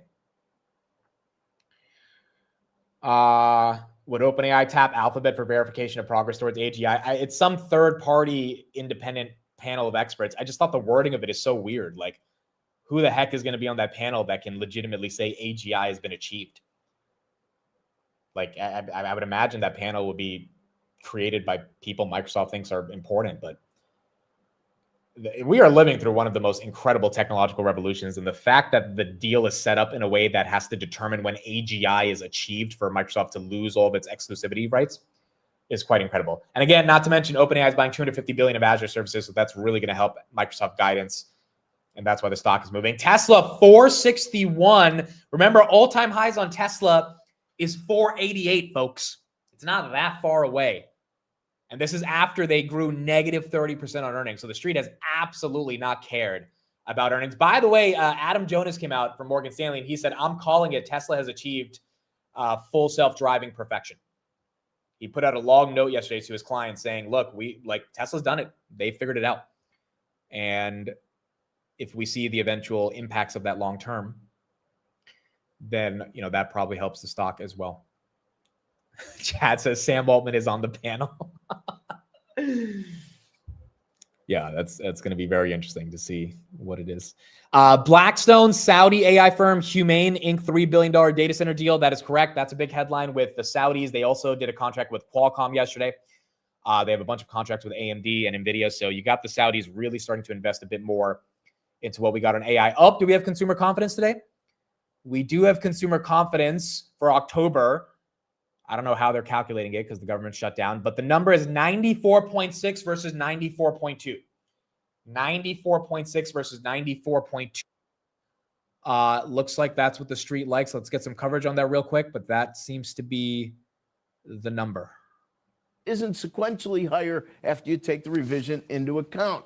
As for present situation, 129.3, much better than expected. That follows 125.4 that gets upgraded to 127.5. The current read at 129, also the best since August when we were a little bit over 132. And finally, what lies ahead? Expectations, 71.5. This is a little weaker. Last month was 73.4, but it does get upgraded to 74.4. All right, so the number is basically in line with expectations. Very little misses, if there are any misses. By the way, the 10-year is still down below 4, which is good. Where is gold? I'm going to guess it's still down below 4,000. Gold is still down below 4. Gold is the lowest it's been in 3 months, folks. Look at that, 39.42. Silver's up on the day. That's weird. Silver's green, gold continues to plunge. It was at 4,400 2 weeks ago. And obviously it's had a massive run, so no one can be that upset about it. But nonetheless, you are seeing a little bit of weakness in gold. Maybe a rotation to digital gold. Bitcoin right here, 115, officially green for the month, which is nice. And you're getting a bit of momentum right here as well. Apple, are we at 4 trillion yet? Apple, gold posted terrible earnings. Apple's not, I think Apple needs 270 to be 4 trillion or 269.97, I think is the exact number. So you need another dollar for Apple to get to your 4 trillion. Robotaxi updates. I didn't see any over the past 24 hours. I mean, Elon hinted to some updates in Robotaxi expanding to California on the earnings call. But no, I see no headlines that would give me a reason for Tesla to pump, but it is indeed moving. You could have a lot of stocks moving before GTC as well. I mean, Jensen might just say a bunch of stuff that is exciting for the overall state of AI, and you could get people wanting to play it from that perspective. AMD just below all-time highs at 262. Google just below 270, and then SoFi still stuck at 29. Still stuck at 29.50. MicroStrategy, is that above 300? That is still not above 300 yet. Yeah, the Robotaxi still has a safety person in the car. Well, that's another thing Adam Jonas said yesterday. He says that I think they're very close to getting rid of the safety person. And, if they do, that's going to be vital for Tesla to really start expanding. But as of now, it's not there yet. Waymo, by the way, said their fleet of robotaxis is now driving on average 286,000 autonomous miles per day, a 51% increase from February 2025. The difference between Waymo and Tesla is Tesla has the person in the car, but Waymo is also geofenced. Now Tesla is also geofenced. But Tesla would argue that Waymo is not fully autonomous, even though they don't have someone in the car. I've been in a Waymo before, and it is a real autonomous vehicle. So you do have that differentiation from Waymo and Tesla. By the way, XAI launched Grokpedia yesterday as their competitor to Wikipedia. So I played with it a little bit last night. It's good. I don't know. Like, the thing about Wikipedia is people search something on Google and then Wikipedia is the first link that pops up, and that's why people use it. I really don't think that many people literally go to wikipedia.com and search something. It's usually a residual way for them to find content based on a Google search. So I think Grok would really have to hack SEO to get a lot of people to leave Wiki and go to Grok. But it is one of their attempts to break through. I will say, objectively, and I'm an Elon guy. I pay for Grok Plus. I don't think Grok is winning, at least on the consumer level, for the LLM race. And that's because not a lot of people use X. Like, at the end of the day, they just don't. And so if X is their distribution hack, a lot of people use YouTube and Google products. So Gemini has a lot of ways to integrate. ChatGPT had first mover advantage, which is why they have 800 million weeklies. Grok has Elon with a megaphone, which is important. But, first of all, a lot of people don't like Elon. And then second of all, it's like, is that megaphone large enough to get hundreds of millions of users? And Grok hasn't disclosed their user count, so we really don't know how many people are using it. But Twitter only has 200 million dailies. So, not all of them even care about Grok. So how many of them are actually signing up for Grok? I think that is the broader question on if the consumer part of the LLM is going to start really taking off. NVIDIA right there, 193.24 as well. Vertiv is down. Oh, yeah, I forgot. Waymo's owned by Google. That's another argument for why Google's been getting some love. Vertiv down 3.3%. Vistra right here down 6%. Why are the data set? Okay, I bet you Nebius is down. Nebius basically flat, so it is down from its high. If are all the data center plays, CoreWeave is barely up. The Bitcoin miners are losing a lot of steam outside of TeraWulf because they had good results. Why are Vistra and VST down on the day? That's a pretty big, that's 6%. That seems like a data center piece of news that's causing it. I don't know why these ones are down. I'll see if I can get an update. APLD is up though. Okay, so a little bit of divergence between some of the data center plays versus the other ones. APLD making a move. SoFi still down about 2%. I don't see the headline on APLD. Again, they had some headlines last week. Obviously, they have that CoreWeave deal from June. But based on the earnings, that's what really got this thing to start moving. TeraWulf was the most important update today in that space. Oh, Wayfair. So we didn't talk about this last night. Wayfair was last, right? No, Wayfair was in the morning. Okay, so for those that missed a little bit at the beginning of the show, dude, again, this trend of earnings continuing to beat is like real. It's very real. So obviously we saw PayPal. That was a massive beat, right? And it was really good to see PayPal continue to get that surge in just momentum on the top and the bottom line. Then you had SoFi that had your double beat. Then you had UPS that also had a double beat. They beat by 33% on EPS. That's a massive beat. And then 3% on revenue. And again, a lot of these beats are happening on EPS, not just revenue, which shows that margin enhancement is coming. Then Wayfair, which has to deal a lot with the tariffs because they're selling furniture, they beat by 59% on EPS. I have no idea why. I have not gone through their numbers. Wayfair obviously is getting a big move today. It's up 21%. This is a low margin business that has to deal with tariffs. I don't know how the hell they beat by 59%, but they did. And so regardless of if you own Wayfair or not, it is very, very healthy as a market participant to see these companies that shouldn't be putting up 60% EPS beats, putting up those numbers. Tesla, by the way, 462, high of day. And I think that is very exciting to kind of see some of that momentum. Applied Digital achieves ready for service for phase 1 at Polaris, Forge 1 building for CoreWeave. Okay, so that's what's helping APLD. That headline is allowing them to get some momentum as well. Wayfair has free delivery. Yeah, I was going to order a couple things from Wayfair over the weekend. I just didn't get a chance to do it yet, but there's a couple of chairs and things that I'm ordering. And honestly, I forgot they were a public company. But then I saw the earnings today. I'm like, holy crap, that is like not easy for them to put up these numbers, but they did. Nano Nuclear, some of the other nuclear names, that one is up 5%. Okay, that one goes green. Next Era This is another energy company that Google signed a contract with yesterday. That's down 1%. So you got some of the nuclear names pumping, maybe off one of the nuclear headlines we saw this morning. Oklo as well, up 3%. Those headlines continuing to give it some excitement. The other energy names kind of down. GEV is also down. Okay, so all the data center energy plays, I shouldn't say all of them, but some of the biggest ones are down. GEV, VST, and VRT. SMCI, Intel, Micron says algo trading benchmark showed record-breaking results. Yeah, we saw that headline in the morning, and Micron's flat. It definitely helped Intel. SMCI still holding 52. Intel right there just below 41. This is basically where it was at before earnings. Celestica, which apparently is a Canadian company that is up 230% year to date, up another 10%. They crushed earnings again yesterday.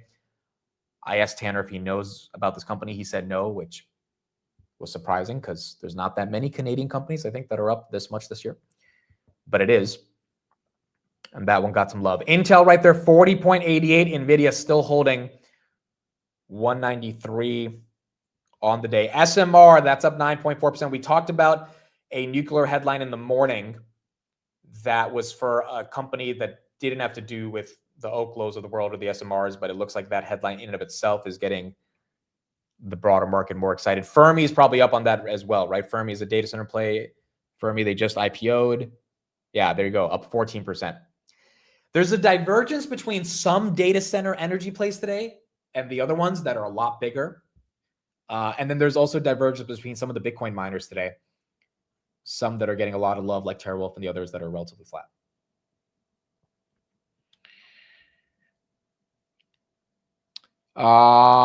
Skyworks headline. There was an acquisition, right? Or there was a merger between Skyworks, if I'm not wrong. Yes, there was. Oh, there you go. Boom. Skyworks and Qorvo entered into an agreement to combine, creating a $22 billion US-based leader in high-performance RF, analog, and mixed signal solutions.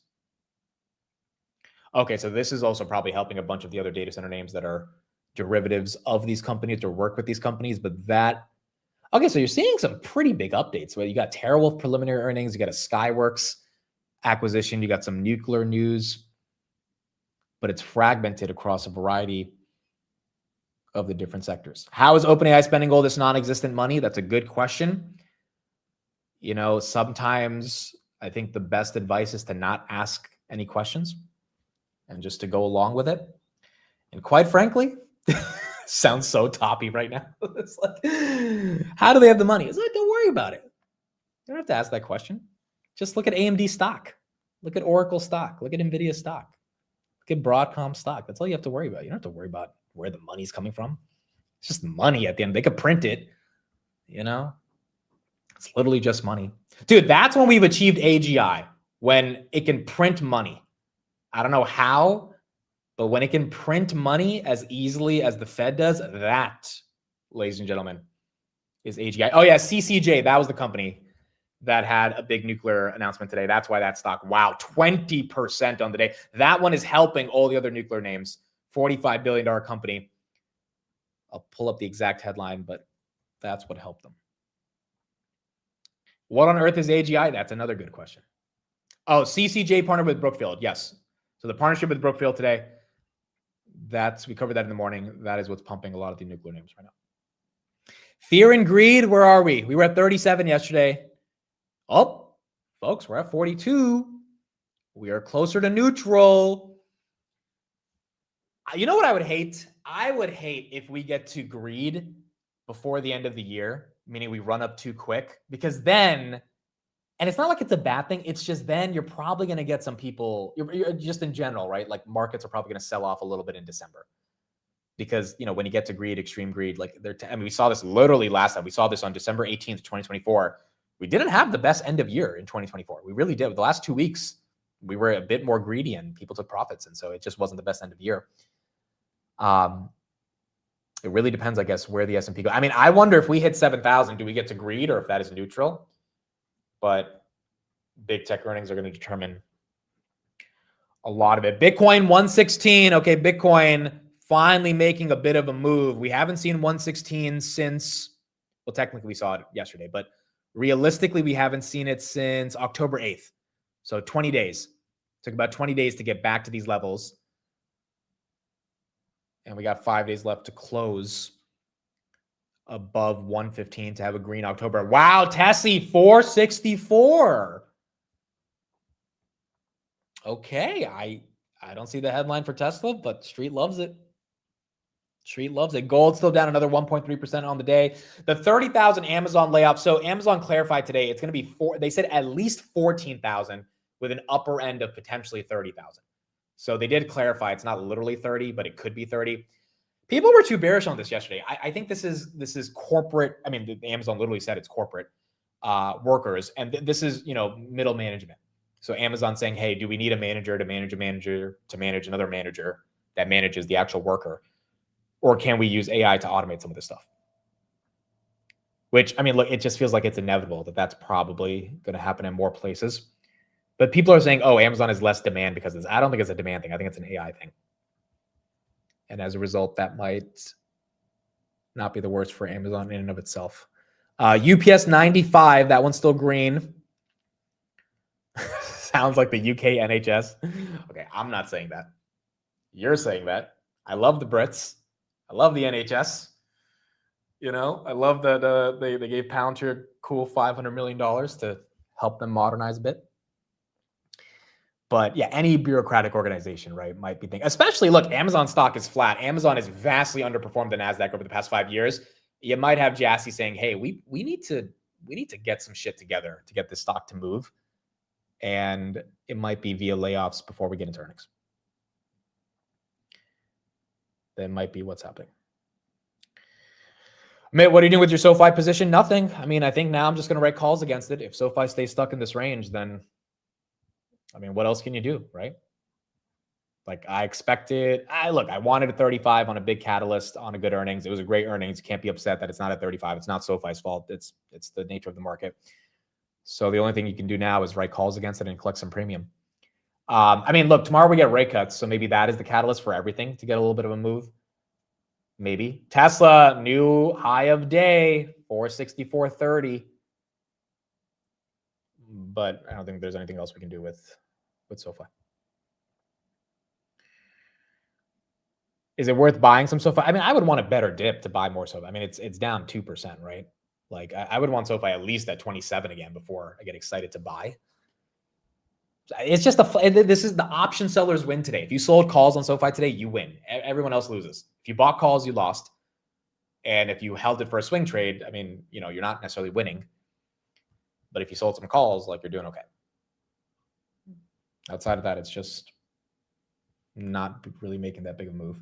UPS, again, that announcement today to lay off people, that stock up 7%, but still green on the day. NVIDIA 193.31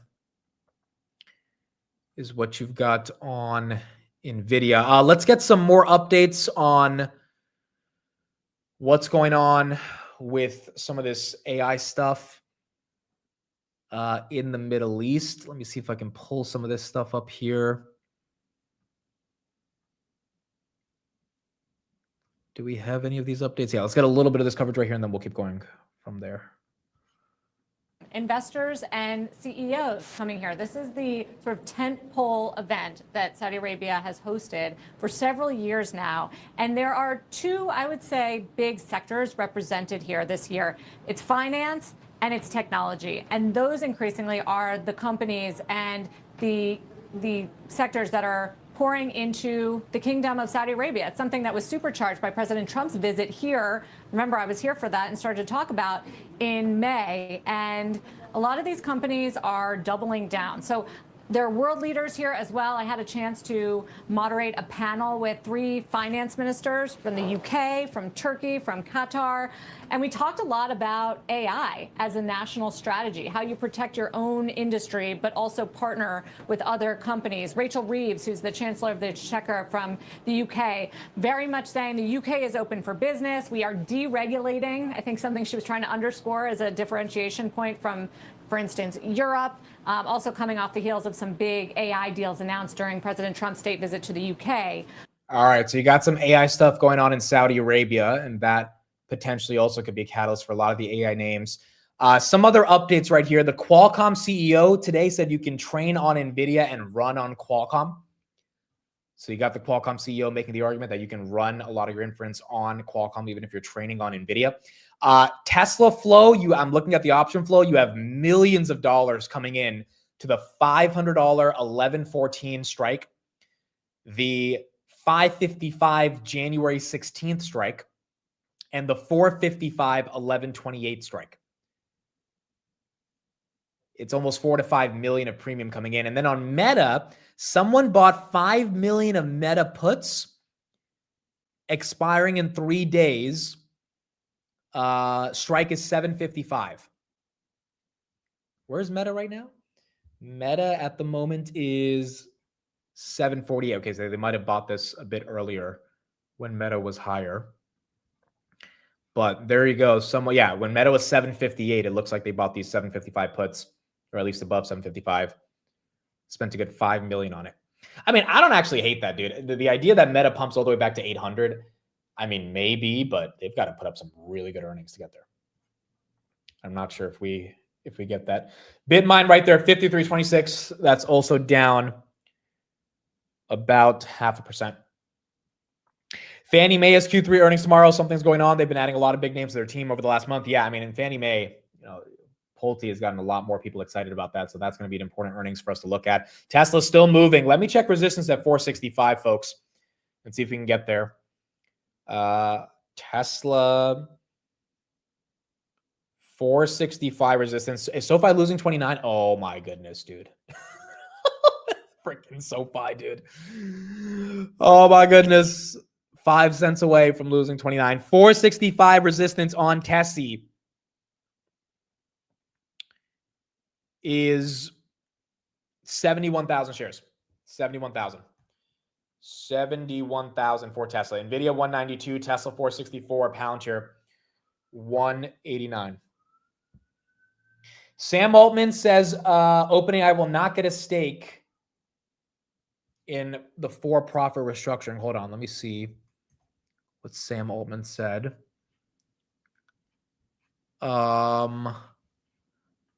Do we have his exact quote on that? No, we have. What does that mean? Sam Altman, CEO of OpenAI, says will not get a stake in OpenAI for profit. Oh, he's saying. I think he's saying he. Oh yeah, he will not get the stake. He will not get the stake. Okay, so I think he has a stake in the nonprofit, and if I'm not wrong, I believe the stake is worth $10 billion. So it looks like he has a stake in the nonprofit, not a stake in the for-profit restructuring enterprise of OpenAI. Look, here's my take on this. I think Sam Altman is someone who does care about achieving AGI and making sure that AI is something that is achieved in our lifetime in terms of the highest potential of it. I do not think this guy is not money motivated. I know he tries to create an image that he's not money motivated. I mean, that famous congressional speech where, they were like, hey, how much money do you make? And he's like, oh, I don't make any money. I do this with love. It's like, I don't know, bro. Because if that was the case, I think a lot of the controversy with Elon wouldn't be what it is today. A lot of this has to do with the fact that Elon funded OpenAI with $50 million, and Elon has no stake in it, not the for-profit, not the nonprofit, not the PBC, anything. And you would imagine if Sam Altman doesn't care about money, that wouldn't necessarily be a point of contention. But I feel like he's not necessarily the most honest there. Also, we're talking about AGI, folks. We are talking about trillions and trillions of dollars. You're telling me the guy that's putting in all the work as the CEO of the company that's leading that revolution doesn't care about being rewarded for, it's just human nature. Like, you want somewhat of an equity stake because you're potentially building a multi-trillion-dollar enterprise.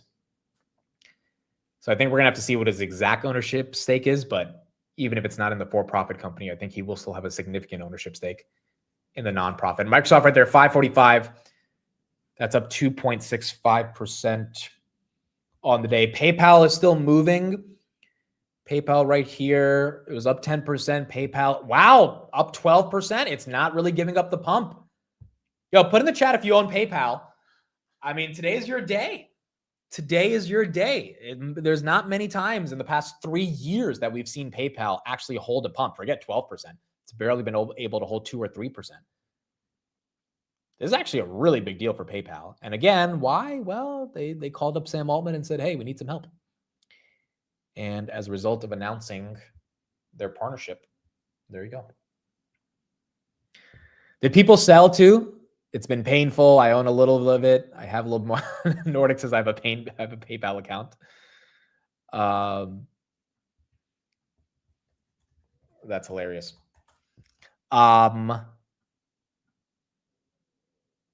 Okay, let me pull up this video as well. This is what the video looks like for ChatGPT to check out with PayPal. As you can see right there, this is why the stock is really moving today. Also, they gave a dividend finally. I mean, look, now every dividend ETF can buy PayPal and they can justify it because there's a dividend. And also we know PayPal's undervalued, so maybe it's not the worst buy for a lot of these dividend ETFs. But this video right here, ChatGPT integration, is why you're getting some love. So that's what you got on PayPal. PayPal right there, 78.50. That's up 11.2% on the day.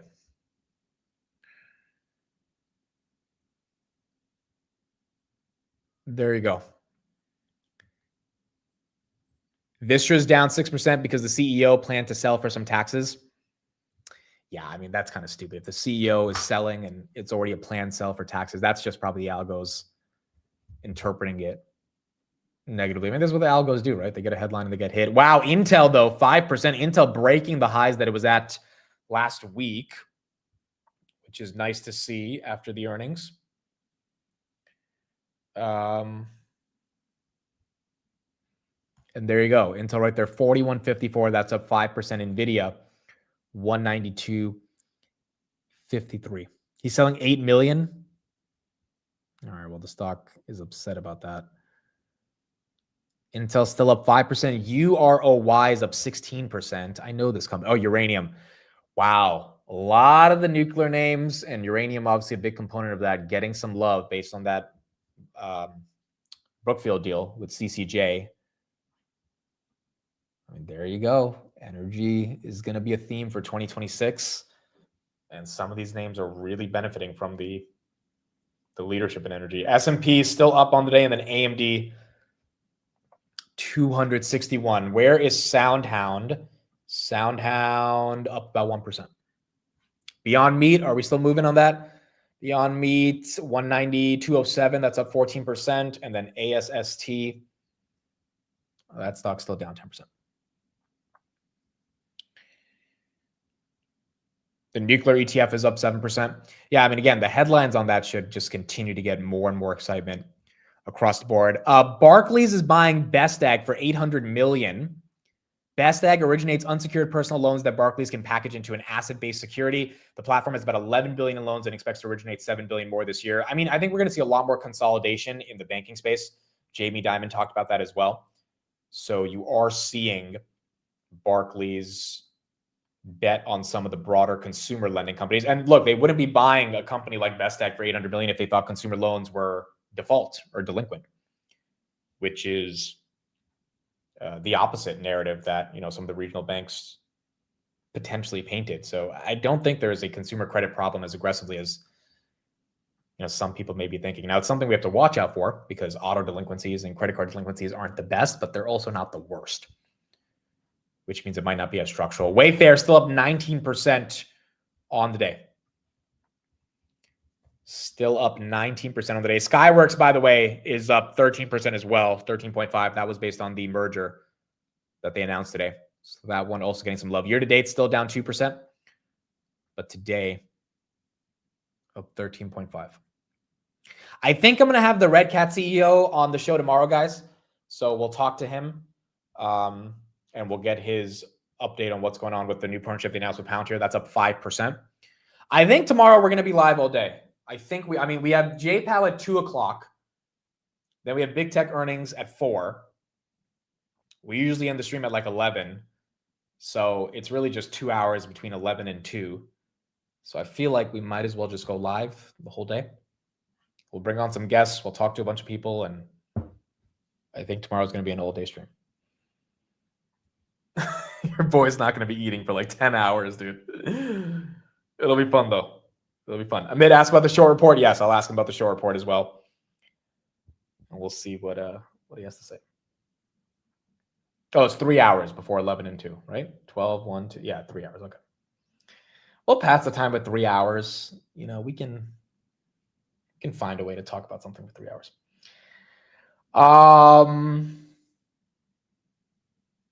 2 hours between 11 and 2. Your mom would be proud. Oh my gosh, dude. S&P 686. SoFi still red on the day. We can look at more cringe photos for 3 hours. Dude, my assistant picked out those photos. What do you want me to say? Like, I didn't get a chance to look at them, so she picked out whatever she could, and I showed it to you. All right, Trump and Japan. So we had a lot of clips yesterday from Trump going to Japan. He had a really good meeting with the newest prime minister. Here are some things that Trump had to say based on the meeting. Phenomenal day here in Japan with a momentous trade deal. We made a big, beautiful trade deal for both countries. In fact, to the best of my knowledge, I think Japan also had their best stock market day ever. So your new prime minister is doing very well. First female, first woman prime minister. And I said, you already hit the highest stock price you've ever hit. So she's very happy. And we spent the whole day together. It was beautiful. And she's great. We went out to the USS George Washington, the SS George Washington. It was really great. The sailors and a lot of others. We had a lot of people, a lot of military people were there. But boy, that was some scene. It was incredible. You wouldn't believe that a ship could hold that many people.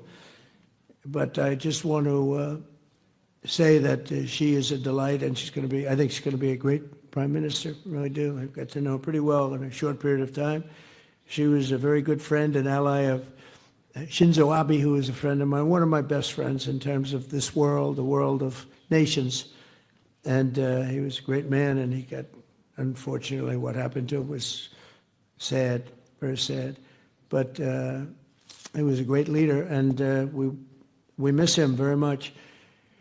But a fantastic tribute to the U.S.-Japanese alliance aboard that ship. And then this is what Trump said about the meeting with Xi coming up soon. I'll be meeting with President Xi the day after tomorrow. I'm going to a wonderful place where I think a lot of you may be going. We're going to be meeting tomorrow at a very fantastic meeting. Who's going tomorrow? Is anybody going that I know in this room? I think a lot. Tim, are you going? Maybe? You're not. You mean you came here for this? And you're just going back just like that? Huh? Well, we'll be going to South Korea, and then on the following day, a meeting with President Xi, as you probably heard. I'd be surprised if anybody didn't hear. That's a big meeting, and I think it's going to work out very well, actually. I think it's going to be great. I think the meeting will work out very well. I think it's going to be great. Again, that's also why the markets have lowered their assumptions of the China tensions increasing if Trump is going to be able to negotiate meaningfully with Xi. By the way, this Japanese PM, she seems to like Trump. Reuters is reporting today that she plans to recommend Trump for the Nobel Peace Prize.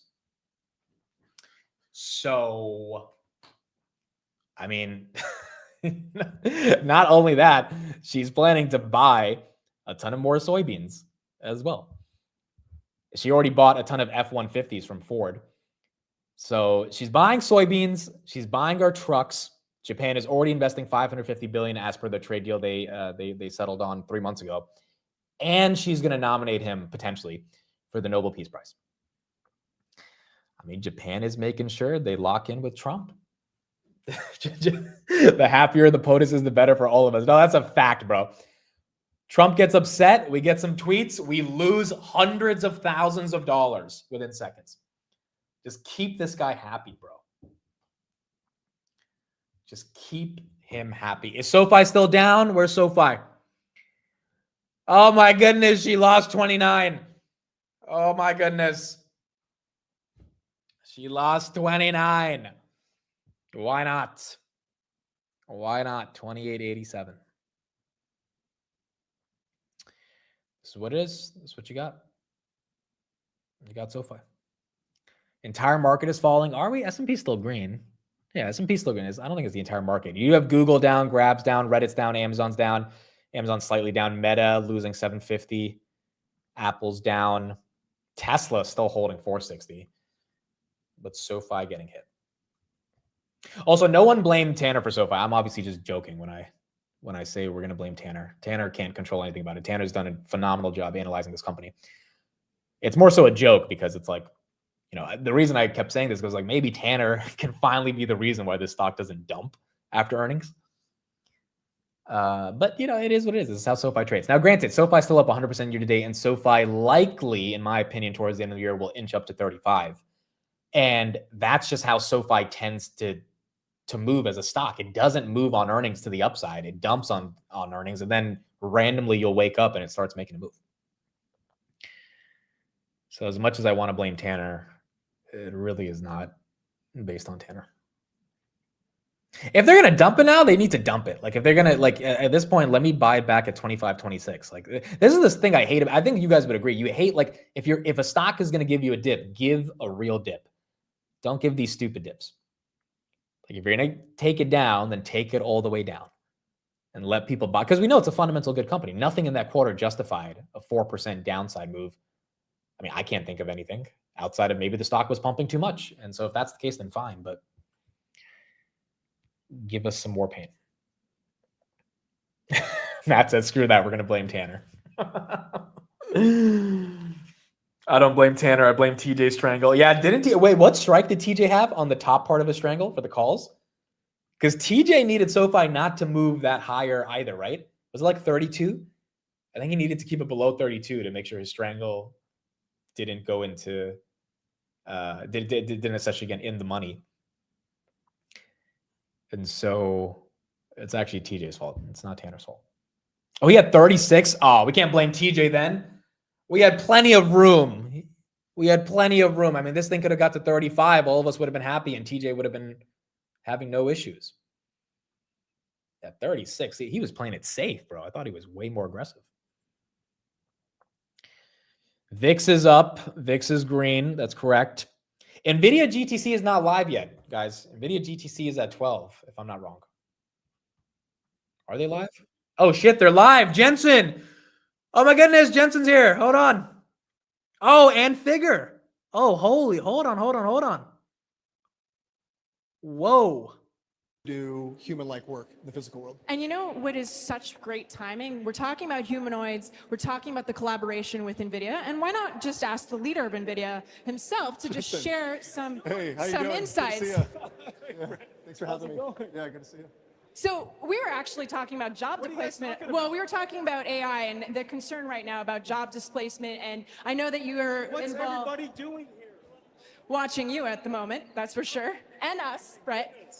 Could you just speak to maybe the evolution right now with AI? And I want to be on TV with Brett. I'm gonna get to why we're in DC in a second, but I just wanted to get your insights on the concerns about the job force and what AI efficiencies would mean for the job force, especially right now, given some jobs are starting to be spread thin. We have labor shortages all over the world. If we had more workers, companies would make more money.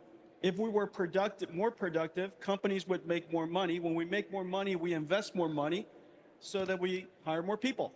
And so it's very likely that the companies that use AI first, that use robotics technology first, will be the most successful first, and then we'll end up hiring more people. You're going to lose your jobs not to a robot. You're going to lose your jobs to somebody who uses a robot. You're going to lose your jobs to somebody who uses AI. And so if you look at NVIDIA today, 100% of our software engineers use Cursor, 100%.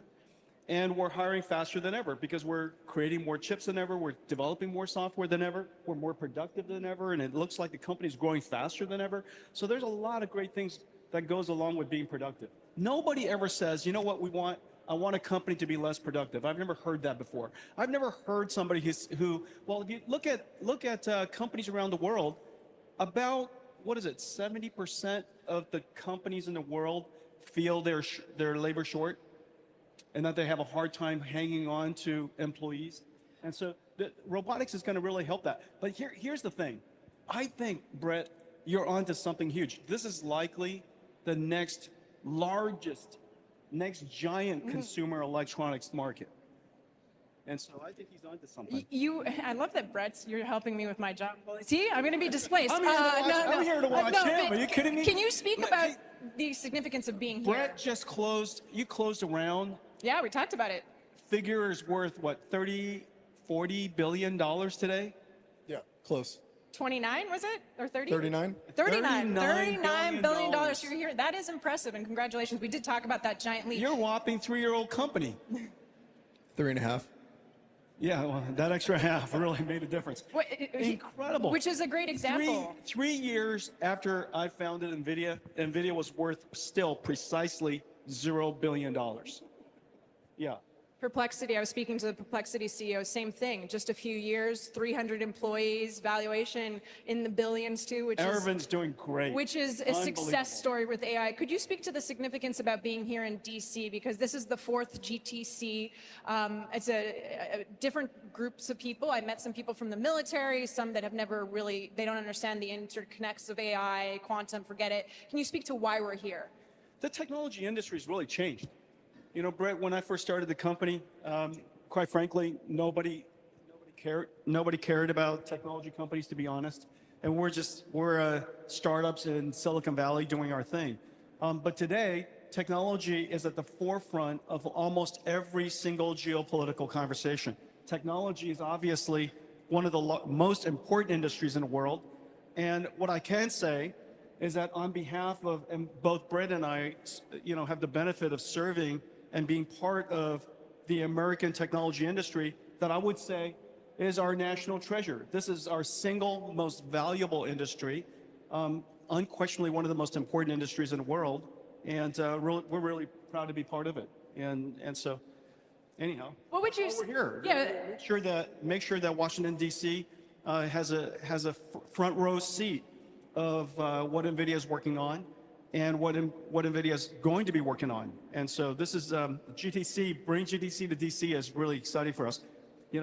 Doing GTC at our nation's capital. Yeah, it's incredible. What do you think are the major roadblocks? Power has come up a lot in the conversation, and it seems like we do have a lot of headlines building out X gigawatts, but the capacity to build that infrastructure is a roadblock, essentially. So what do you say to that maybe these promises can't come to fruition in the near term? Cash flow matters, power matters, land, power, and shell matters, power generator matters. These are all things, factories matter. These are all things that Brett and I think about all the time. And his business, my business, is really very similar. But it comes down to one thing and one thing only: profitable token generation. The moment we have intelligence that's worthy of being paid for, and as soon as that flywheel goes, then everything else will take care of itself. And this is no different than the moment that humanoid robotics starts to do productive things and people are willing to pay for it, and it's a profitable endeavor, then you could scale up as large as you want to scale up. This is no different than when TSMC in the old days manufactured the first profitable wafer. The moment that happened, they could build up the factories as large as they want. And so that's really the moment we're looking for. We're looking for that virtuous cycle where AI starts to generate productive tokens, profitable tokens. After that, the flywheel takes off. An executive at another company told me that tokenization, or just profits per token, could be the next oil. And for countries all around the globe really focusing on that output. Do you kind of agree with that, just in terms of tokens? And maybe explain too to our audience, because not everybody here is as advanced. Computers speak numbers. Tokens are numbers. Tokenization, we tokenize almost everything. We tokenize images, words. Brett tokenizes motion. A sequence of plans that a robot performs. And so everything that we can tokenize, AI can understand. So we can tokenize proteins, and we can tokenize chemicals, we can tokenize motions, what action and behavior, all these things that Brett is trying to tokenize. We tokenize video, we tokenize 3D, everything. We tokenize fluid dynamics. We tokenize anything we can tokenize, AI can understand. And everything that AI can understand, it can translate, it can generate. And so that is the revolution that we're in, and that's why token is at the core of everything that we do. And ultimately, what we fundamentally do is to transform electricity into tokens, and that's what an AI factory does. We come full circle. I've been told that you have to keep going, so we keep the show on because you have a keynote, which is very soon. Yeah, an hour and 15. Jensen, thank you so much. We'll see you soon. So we'll actually continue this conversation because we did interrupt a little bit, and now you've got a massive crowd to watch you, so no pressure. If we could. Okay, so we got some Jensen figure conversations. I think this GTC is going to be a fun one, dude. I think they're going to have a lot of different stuff that potentially could really help NVIDIA, help the broader AI sector. So I will be streaming it. I just got a text from Tanner. Tanner and I will be streaming it together. 11:55 a.m., an hour from now. Tanner and I will be streaming it, and we'll be together. I will transition into the close. Tanner will probably leave after GTC, but we'll be streaming it together. By the way, Sam Altman just tweeted that they're going to do a live stream and answer questions at 10:30 Pacific. We're going to talk a lot about our new corporate structure research. He says, on the structure, the nonprofit remains in control, and if we do our jobs well, we will be the best resource nonprofit ever. We are excited to get to work immediately deploying the capital. I am grateful to the Delaware and California Attorney Generals, our partner at Microsoft, and our investors, especially to our tireless team, for their work in getting to a good place here. Okay, there you go. So Altman will give an update. Dude, there's a lot of news today. Altman's going to give an update on this Microsoft stuff. Microsoft just announced the new corporate restructuring on their equity stake in OpenAI. We're going to get more updates from Sam Altman. GTC is going to happen in about an hour. Jensen's going to be potentially announcing a bunch of new things. NVIDIA right there, 192.80. SoFi still losing 29. PayPal still holding a 10% move. Tesla giving us 2%, and then the broader S&P up a bit on the day. Okay, there you go. Looks like that. We got more Jensen. We got more Jensen, do we? I think we have more Jensen. Hold on. Solve a lot of very sticky problems, very challenging problems associated with quantum computing. And the ecosystem and ourselves, we're doing some amazing work. It remains incredibly hard. I mean, the work you guys do, it's deep science. You know, we do deep engineering, they do deep science. And so I'm excited about the work that we're doing together. I won't ruin it by telling you guys what it is, but this doesn't work. Now it does. Yeah. Now it does. It's okay. No, this is about you guys. This is about you guys. And apparently, I want to thank everybody for coming to GTC in Washington, D.C. Yeah.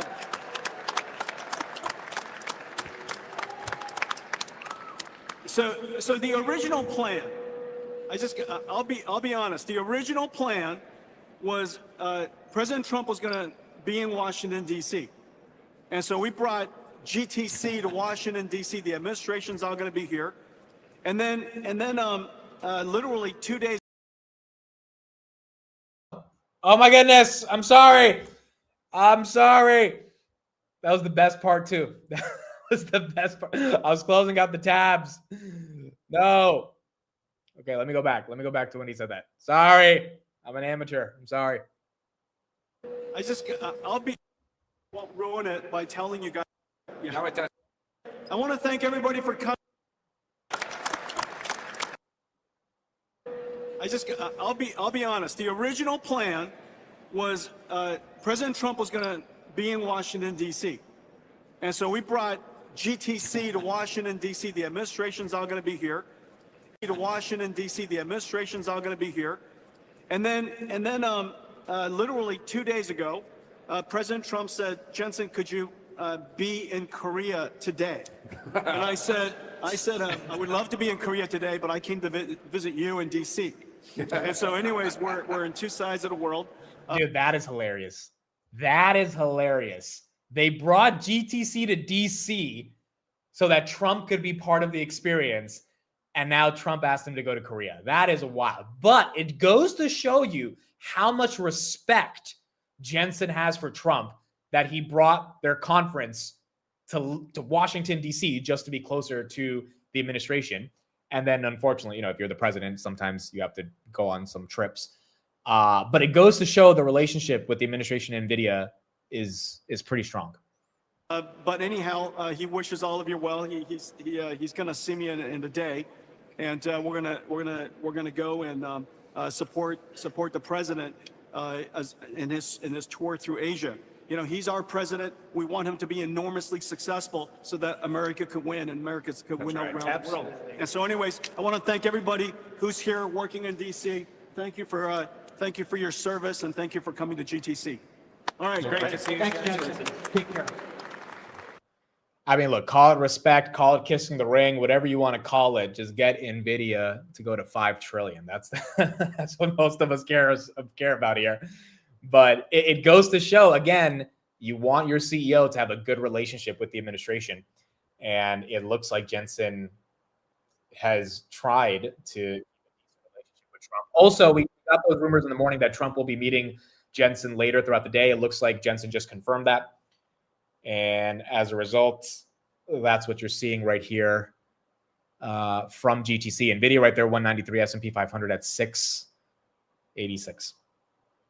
Yes, if this unlocks China, which I don't think we'd get the update today, but if Trump says, hey, I'm meeting with Xi in 5 days, part of the deal is going to be allowing NVIDIA and AMD to sell. I mean, NVIDIA and AMD could carry the S&P to 7,000 by themselves. Because you would imagine like a minimum 5 to 10% pump once China is officially allowed and the export controls are gone. I mean, we're talking about literally, I think for Jensen, it's about, what did he say? If you do the math, about 20 billion a year, and 15 to 20 billion a year. For AMD, I don't know the exact numbers, but for NVIDIA, it's a cool 15, 20 billion per year from China, which would be very important. SoFi getting a little bit of a reversal. Are we SoFi? Yeah, a little bit, 28.80 to 29.34. So it's not giving it up that badly yet, but still below that $30 level. Someone bought 3.4 million on Baba puts for 11.21. Huh. Okay, Baba's had a great year. Strike price is what, 167? 3.4 million of puts for Baba. All right, cool. Good stuff. I will be back, guys, at 11:55 with Tanner, about an hour from now. S&P 500 right there, 685. Palantir down a little bit on the day. Tesla's up. NVIDIA's up. Robinhood at 146. You got AMD up 0.19, and then you got S&P at 685. Tanner and I will be live together, and at 11:55. I did buy the Amcor dip. I just bought 100 shares when Jensen was talking, so not a crazy amount, but I did buy the dip. Again, I went through a little bit of the earnings yesterday. I have to listen to the call today. This is a stock I feel very confident for going into 2026. It's trading at a very attractive level, and everything they said about demand is good. The reason it's down is because the CEO left and gross margins were a little bit down. Gross margins will increase. The CEO stepping away is like whatever. The person who's replacing him has spent 20 years at the company and understands the operational elements of a packaging company in the United States. So not too scared about buying the dip on that one, but I mean, it's back to prices that it was back on Friday. Now, the big thing today is going to see what does NVIDIA say? What companies do they announce partnerships with? Where do those partnerships accelerate in regards to the either supply chain of semiconductors or on the other broader AI names that exist in the sector? I think, in general, we should see some fun announcements today. GTC tends to preview the newest edition of their chips, but they also tend to show off different verticals that they're entering into. I think last time they really focused on the Cosmos platform with humanoid robotics and self-driving. So all that stuff I think is going to be really important. And we're going to see that later throughout the day. So I'll be back 11:55. I will transition into the market close. So, I mean, it's basically going to be from 12 to 4 for the market close. It's going to be a busy day. And then Tanner will be gone probably at like 2 or something. And then we will keep going from there. So that is what we got. Amit's dentist, thank you again for the $20 super chat. So Jensen's out here challenging your dentist. I'll be waiting in my lab coat. This is going to be a daily thing at this point. This is going to be a daily thing, but it is what it is. It is what it is. Falling Knife, thank you for the $200 super chat. Appreciate you, man. Thank you for being here. Thank you for the $200 super chat. Johan, thank you for becoming a channel member. Scott, thank you for becoming a channel member. Appreciate you guys. We'll be back at 12. We'll see what we got on GTC. We're not having Technical Tuesday today because we have a lot of earnings. Also, again, it's really hard to do technicals on companies that are about to report. So it'll be a shorter market close today. We'll probably end around like 4:30, 4:45. But we'll get through Visa, Cheesecake, a bunch of these companies that have earnings. And we'll see what Jensen has to say. Yeah, last time was a lot of emphasis on Blackwell. So I think maybe Vera Rubin is going to get a decent amount of focus at GTC. But we'll find out at 12 p.m. and see what they say. Yeah, it's Tanner Tuesday, exactly. Word of the day. All right, let's do that. And then we'll be done for at least the next hour.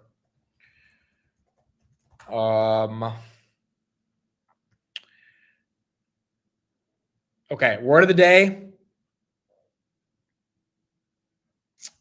I don't know what this word is. Zephyr. A soft, gentle breeze often used poetically to describe something light, airy, or fleeting.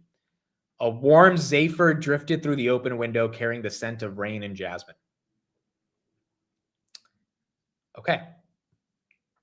I think the actual word of the day should be AGI, given Microsoft has talked about it extensively. But there you go.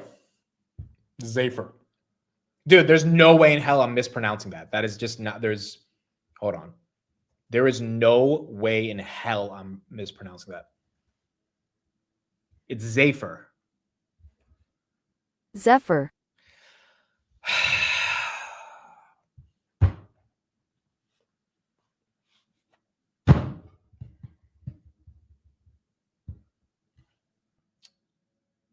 All right. I'll see you guys at 12 p.m. Bye-bye. Bye-bye.